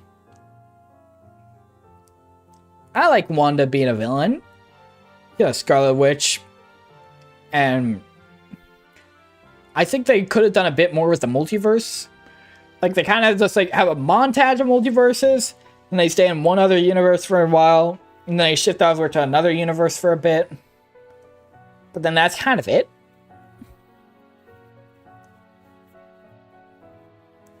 I think the way they implemented, like, horror elements was pretty cool. I think if they make a Doctor Strange 3, which, I mean, they probably are. This one nearly made like nearly $1 billion, and Doctor Strange is a big character. Like, when they make Doctor Strange 3, I think they should lean even more into horror. I think that'd be really good for it. Like, especially if they get Sam Raimi back on. Because, like, he's a horror director. Let him do it. Let him go, like, more horror. I do like multiverse. I just wish there was more multiverse. More of it. I like Scarlet Witch as a villain. Though they did kind of set him Mordo as a villain in Doctor Strange 1, and then they didn't do anything. Post-credit scene was weird. But I still really liked it. I know a lot of people were upset about, like, the Illuminati being killed off just like that. But keep in mind, like, Captain Carter, sure, I know who that is. Different Captain Marvel. I didn't really care about Captain Marvel anyway. Black Bolt, I mean, I don't give a fuck about Black Bolt. That's a bit wrong for me to say. Like, I like seeing when they even though I hated Inhumans, absolutely despise it. Seeing Black Bolt show up again was pretty cool. I'll have to admit. Reed Richards, a lot of people are like, oh, this guy's an idiot. He really died from that? I don't know who Reed Richards is, so I don't care. Professor X showing up is cool. Like, I guess the only one whose death didn't make sense was, I guess, Reed Richards, because he kind of, like, caused all the problems. Smartest man in the universe, my ass. The rest I kind of knew were just gonna be, like, fodder and all that. So, yeah. Miss Marvel, I'm gonna give that one a B. It was fine, you know, like, it was good. I like the like how it showed different culture. I like how it showed like a superhero fangirl now being a superhero. Like, that's an interesting take. I'm someone already a fan of all this stuff. And then just like now being one of them. That's a cool angle. Setting her up for like a Young Avengers or Champions or whatever. They delve a little bit more into that with the Marvels, but like, you know, they still gotta like actually form them. It's been a long time coming. Yeah, I want to see more of the character. I just wasn't. I wouldn't say it was like really good. Like, it's still good. I still liked it. It's still a fun time. I don't really have too much to say about this one. They kind of tease like, oh, she might be a mutant. Like at the end, they say like there's something in your genes. It's like a mutation. Interesting. We're not gonna elaborate on that though. So, I guess we're done here. Incorporated time travel as well. Like, it wasn't much. It was literally just like they go, like, Kamala goes back to the past for like one little thing to do something, and then like immediately goes back to the present. So it kind of just felt pointless to me.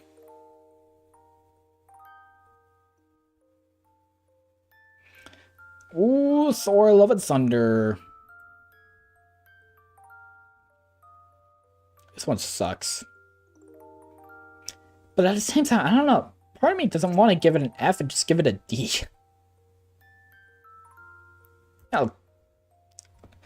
I don't think it's as... I still definitely prefer it over Dark World. Dark World's boring. This one at least had a couple moments. I think the cancer plotline they did well. I think whenever Gore came on screen, I think Gore was good. I just wanted more of him. That's my main problem with Gore. They just needed to do more with Gore. I think the final fight where like all the kids were working together. That's cool. Again, I think the way they handle like the cancer plotline with Jane, very interesting. And like even though like the film was like very jokey, very much to its detriment, you know, they treated that seriously. They treated it with respect, and I like that.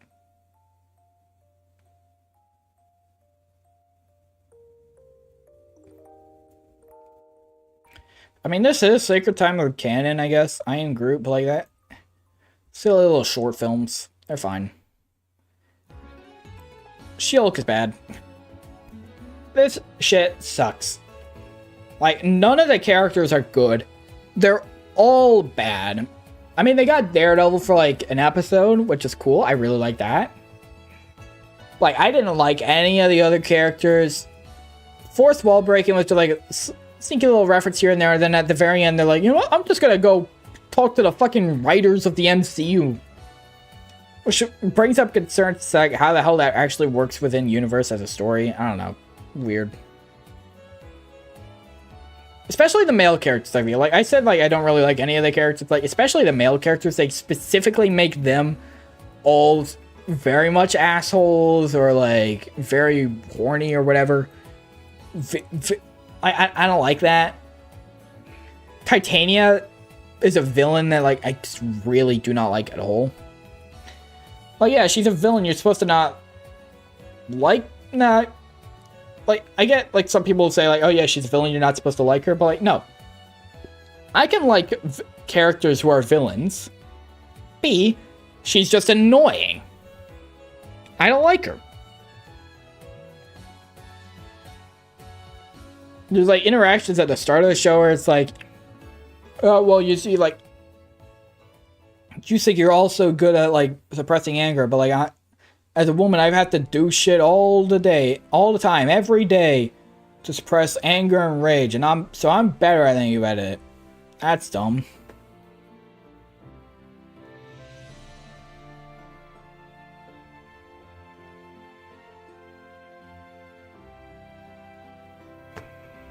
Yeah, it's just not good. Not quite F tier. Still not good. Werewolf by Night. I'm gonna give that an A. I think like this one is really solid. I just want to see more of this. Like, they wanted to go a little horror aspect. I really like the black and white for the entire thing. I think it would look really cool. Very unique, very cool. Basically, it was just like, you know, what? You know, like, there's a, like, we're monster hunters. We kill monsters. And then it's revealed the main character's a monster. He gets trapped, but then he escapes and, like, kills the monster hunters, you know. So they're fine. I liked it. I want to see more of Werewolf by Night, Man Sing. I just don't have too much to say because it was only like 30 minutes of like actual content. So there's not much for me to really comment on.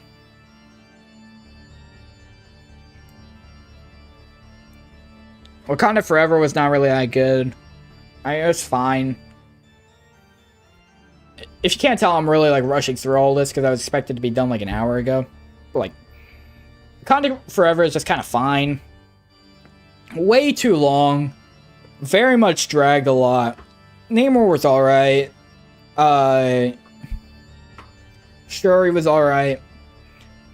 It was just like painfully alright across the board, I'd say. Outside of the start, I'd say like at the start when they had like T'Challa's death because of, you know, Chadwick Boseman's death. I think they executed that part really fucking good, but then like once they moved on from that, it just kind of became painfully mid. It's very mid to me, in my opinion. Guardians Holiday Special. We got like a silly little story here. We got, you know, them all working toward giving Peter a good Christmas. Fun little like 30 to 40 minute holiday story of kidnapping and human trafficking across the galaxy. Like, it's still a fun one. I just love the Guardians characters. You get to see a bit more of them, and they do such a fucking outrageous plotline of let's kidnap Kevin Bacon. That's just so silly. I can't help but laugh at the idea, and I think they did that really well. I like that. Quantumania is another D tier. Spoilers, but I don't think anything else is F tier. I think this is the F tier lineup. Everything else that goes in D tier is just like barely avoiding it. Quantumania, like, they wanted to set up Kang as the big bads. They put him in the big movie. I don't know if Ant-Man was the right choice. Ant-Man, to me, feels like silly little heist films. But no, they try to put on the same scale of, like, seriousness and importance as, like, I don't know, like how Iron Man used to be, or Captain America. Doesn't feel right for Ant-Man to me. They also, like, it was just a CGI, like, Splatfest or whatever. CGI soup here. Nothing was real. MODOK looked silly, but at the same time, honestly, I don't know how you could design MODOK in a way that wasn't gonna look a bit silly. So I'm not gonna put too much blame on them for that one. But overall, like, the one thing keeping this one out of F tier for me is that until the end, Kang was, like, really solid. I liked Kang until the very end. Now, when they did introduce, like, when they did have him, like, die to ants, lose to Ant-Man and all that, like, that's stupid. But until then, I really liked him. Until that moment, I'd say, until, like, the final conflict, where he, like, didn't use his hand lasers that he already showed could kill anyone. When he decided to not use that at all when fighting Ant-Man. And then got beat up by some ants. That just killed everything for him, but, like, until then, he was great. Guardians 3, unsurprisingly, S tier. Finally, Guardians get something in the S tier for me. Everything else was just like on the cusp of it, but now they got it in. It's basically like another Guardians adventure. We got Adam Warlock now. I like Adam Warlock. He's a bit silly. He's very incompetent, which is why. But then the reason why this is an S tier is because of the Rocket backstory. How they develop, like, this is his life. This is how he got here. Here's all that he lost. Here's what he went through. It's beautiful. One thing the Guardians films knew especially was like, yeah, they're really silly. You know, very campy, very silly, very humorous. But I think this one especially showed that they know when to get serious. They know when it's serious, when to be serious, all that. And yeah, I think this film did it the best, and it put it in S tier for me. Secret Invasion sucks.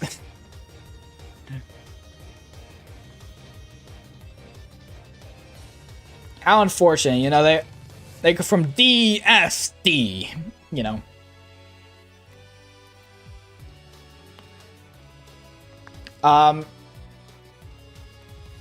I feel like the Secret Invasion, like, there's a couple, I feel like they had a good idea, you know, like, Skrulls taking over humans, replacing them. Like, this should have just been an Avengers film. They had a good premise, like, but they just fucked up everything here. Number one, not an Avengers film. Number two, they completely killed Nick Fury's character. They completely massive character assassination there. Number three, they painted Skrulls as a bad guy now. Hold on.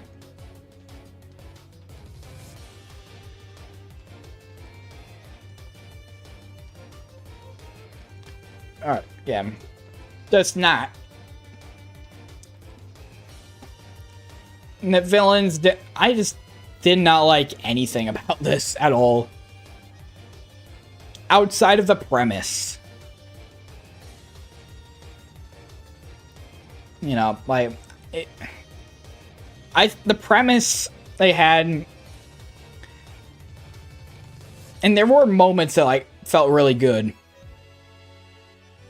But, like, which is, like, what saved it from being an F tier for me. But, like, it's not good. At all. All around. Anyway, I'm gonna be back. I have to sort out something real quick. Again, I'll keep music playing.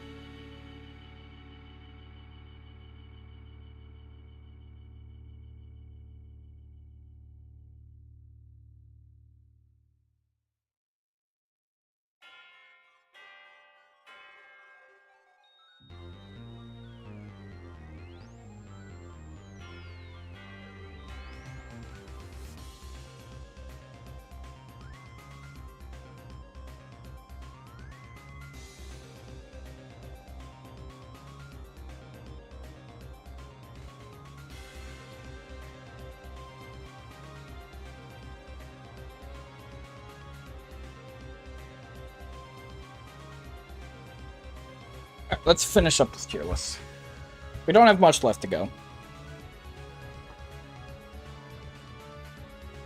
Iron Groot Season 2, that's kind of just like the same deal here. Loki, I like this just as much as the first season. I still love the characters. I still love the multiverse shit they're doing with this show and the TVA. I feel like the way they're trying to like realizing, oh shit, we let the multiverse expand. Now it's actually causing a problem. We got to figure out how to stop this. And then Loki figure out how to like the time travel shit. And to like go back and fix things. It's just all honestly best show on Disney, best Disney Plus Marvel show. Easily. Between its 2 seasons. Give this one a watch. If you skipped all the other Disney Plus shows, give this one a watch at least. I think another thing I really liked about this is, with Kang, like, we got one kind of character, one kind of Kang, with Quantumania. We got Victor Timely here, and then we also got He Who Remains. They all feel different from each other, even though they're the same guy playing the same character, just multiple variants. I love that. I think that's cool. I like how they really try to stop the multiverse from crumbling. Loki's sacrifice, I guess, to hold it all together himself. Him spending literal centuries learning physics and engineering and shit to be able to try and fix it, but then it still doesn't work. That's funny. Like, you see it on his face when he's like, when he learns, he's get told to like, to learn everything about physics and engineering, like, years, decades, maybe even centuries, and they're like, oh my god, I'm gonna be here a while. But then he finally gets something like, okay, please, this is gonna work. Look, see, it's gonna work. It's working. And then it still fucking breaks. That's cool. Marvels. That's a C tier.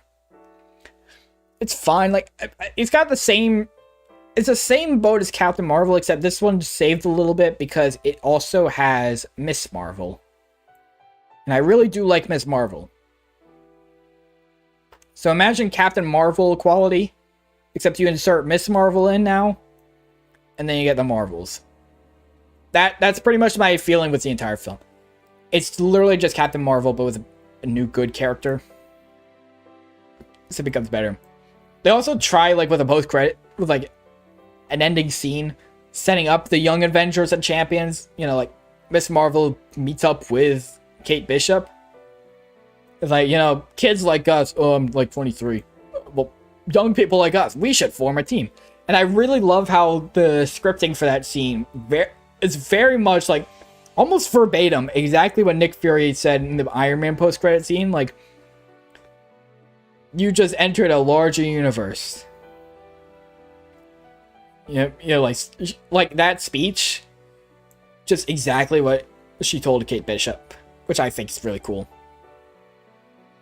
What If Season 2? It's fine. I don't feel like the concept or the episodes are as good.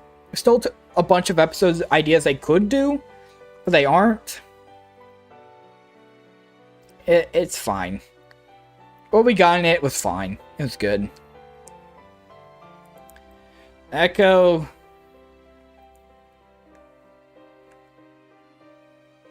Nah, actually, I'll give it a C.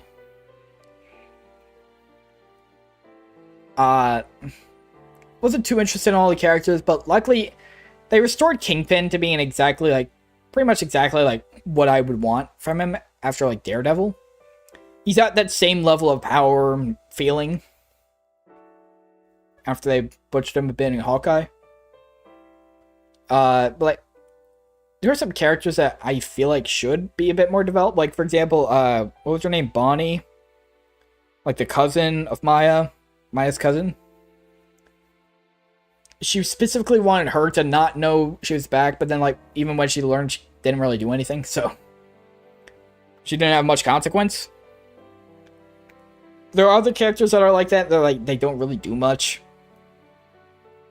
They go a bit into, like, the, what was it, Native American history or whatever of their tribe, of their people. I didn't care too much about that at all. Really, I was just in it for Fisk. I was just in it for Kingpin. That's all I cared about in this entire show. Just him. And his dynamic with Maya. Cause like, even though he's like big, scary, empowering figure, like in Daredevil, we also got a blend of like a bit more of a human side, like caring for Maya, as if like Maya was his own daughter. Which is a new angle that I really like, and still feels in line with Kingpin. I really like it. It didn't feel like they sacrificed his character to make him care for another or something. They did a good job there. Deadpool and Wolverine. I feel like everything I can say about this film, I've already kind of said about Spider-Man No Way Home. They're in the same boat. They're both, like, bringing in other franchises into the MCU for, like, a big multiversal crossover. Just one Spider-Man, one's Fox X-Men. Or, like, everything Fox owns. I don't even think everything Fox owned. I don't think Fox made all that. No, I think they did. They own studios that did. I don't know. All the other non-MCU Marvel stuff, you know, like Blade, Daredevil with Elektra, Gambit got a time to shine. That's how I take this, you know? It's the same thing. Agatha, that's an A. Really solid, really cool. I like the way the characters were going down the road. Like, at one point I thought, oh, is this gonna be like kind of like an episodic adventure, where like every episode they do like one trial? Well, like they developed it into more than just that, which I really liked. I like how it was 9 episodes, better for pacing for this kind of show. And I really did like one thing I really liked about this show is like Agatha is the villain. She's the main character, but she is the villain. You know, you're following her. Like, even in like Loki is a villain in, you know, the Avengers and the first Thor film. But he wasn't a villain in that show. Agatha is the villain in her own show. She planned on killing all those witches. She doesn't care when they die. She's selfish, you know. She is the villain. I like that. That's an interesting way of going about it. That's my main thing with this show. I like how we're following the villain. And then the twist that the road was never actually real, and like Billy conjured it, I guess. He made it real. That was a pretty interesting twist, and I quite like that. I was like, oh shit. What if season 3 sucked? Not a fan of that one. I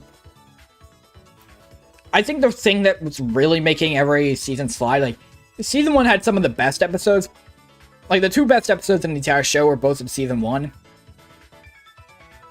See, but like then season 2 and 3, it felt like there were so many good concepts they could use, but like, it's just wasted potential. Like, yeah, good stuff here. I like this. And then you got like, they had some good ideas they could have done, but they still haven't. But you know, we still got more. This is the end of the series, and they still haven't done the best ideas they could have done. Why? What's the point? They made an episode about Darcy fucking Howard the Duck. But they could make an episode about, like, what if the other half got snapped? They made an episode about a brand new character who never existed before, trying to establish her.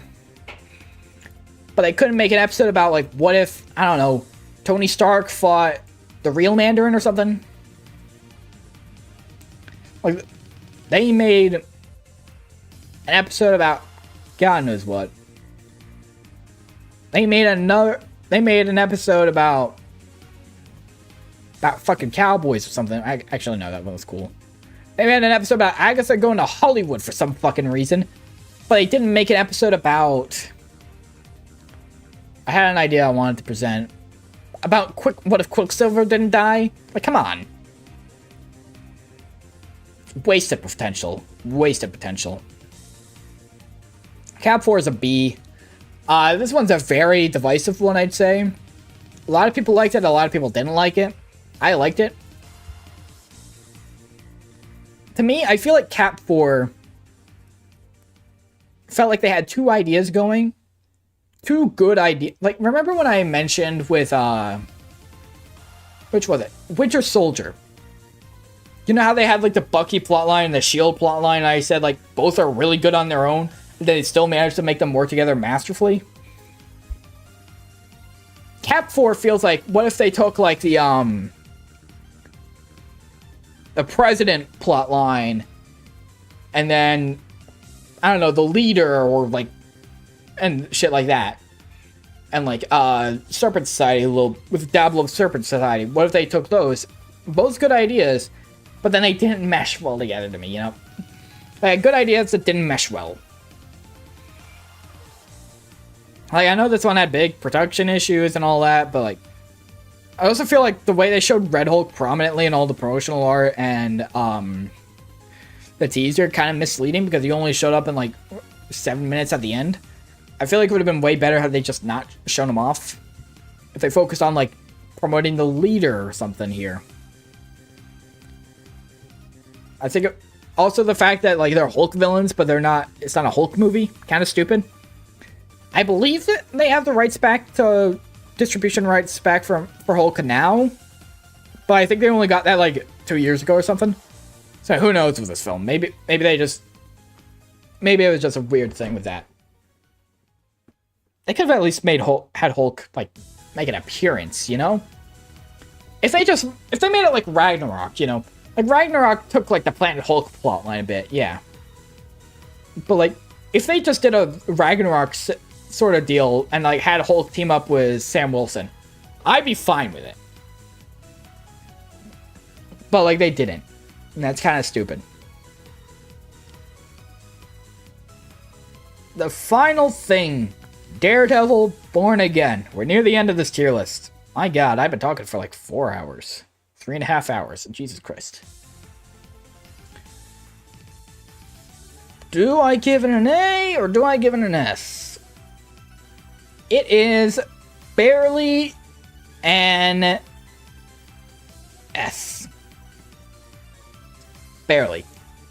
I'd say of all 3 seasons of Daredevil, of all 4 seasons of Daredevil, I'd say now, this is the weakest. By far. It felt very, like, stitched together. But I'd say the plotline, each of the plotlines very good. Like, very, very good. Like, Fisk being mayor, I love that plotline. Muse, I like them. I wanted them to do more as Muse. I think that's my main problem with this season. They just killed Muse in, like, episode 7. They didn't do enough with him. They should have done a bit more with Muse. They had, like, 2 episodes where he was really a thing. White Tiger was also a bit of a throwaway. Like, episode 3 was fucking banger with his trial and then his death. Fucking sick. The finale, I'm not gonna go into spoilers because it only released, like, yesterday. Fucking banger. And I know this one had, like, a plan they were going for, but then they scrapped it and went in a different direction with new writers that did episodes 1, 8, and 9. It's like, I'm hesitant to put it in an S because I think it might probably be a bit more of an A tier thing. But I could say already that season 2 is gonna be an S tier. Easily. Perhaps even surpass the original stuff. We'll see. But I just think this is still an excellent watch.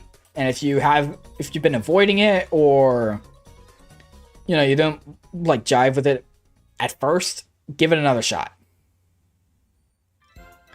But there we go. That is my tier list. Look at everything we got here. Wowie zowie. Let's download the image.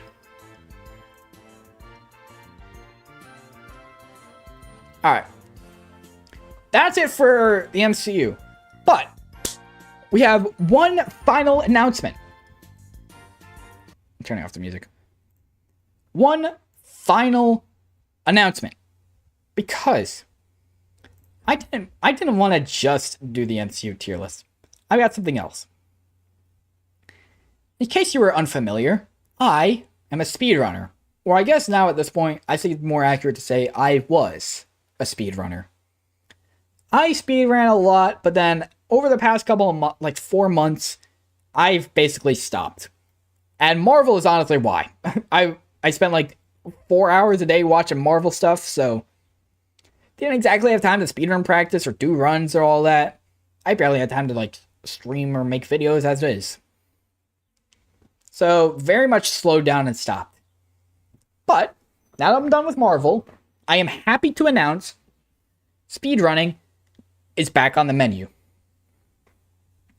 And how do we decide what category am I going to be running? Well, ladies and gentlemen, welcome to the wheel.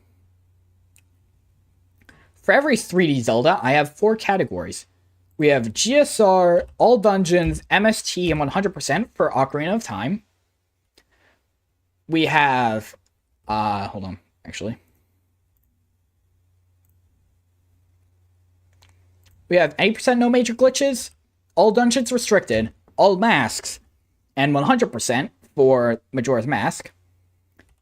Any percent / no manual super swim, all dungeons 100% and HD glitchless, just for a little bit of spice and variety for Wind Waker. Twilight Princess any percent on both GameCube and Wii, all dungeons and 100%. 2 entries for Skyward Sword any percent, because honestly I just didn't really have much else to put for you this game. All dungeons and 100%. Breath of the Wild any percent, all dungeons, all main quests, and all shrines. And then we got the same categories for Tears of the Kingdom. I'm going to shuffle it. And we're going to see what category I'm going to be next speedrunning. Let's see.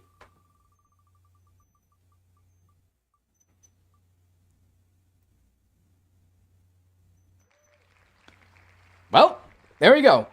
We are playing The Legend of Zelda Majora's Mask, all masks. This is the category where, well, you get all the masks, and no major glitches means no SRM. That's what we'll be learning, so I will see you guys as tomorrow, probably, with some Pokemon. But then, I'll be, over time, learning Majora's Mask. And then, we'll play it. See you guys tomorrow.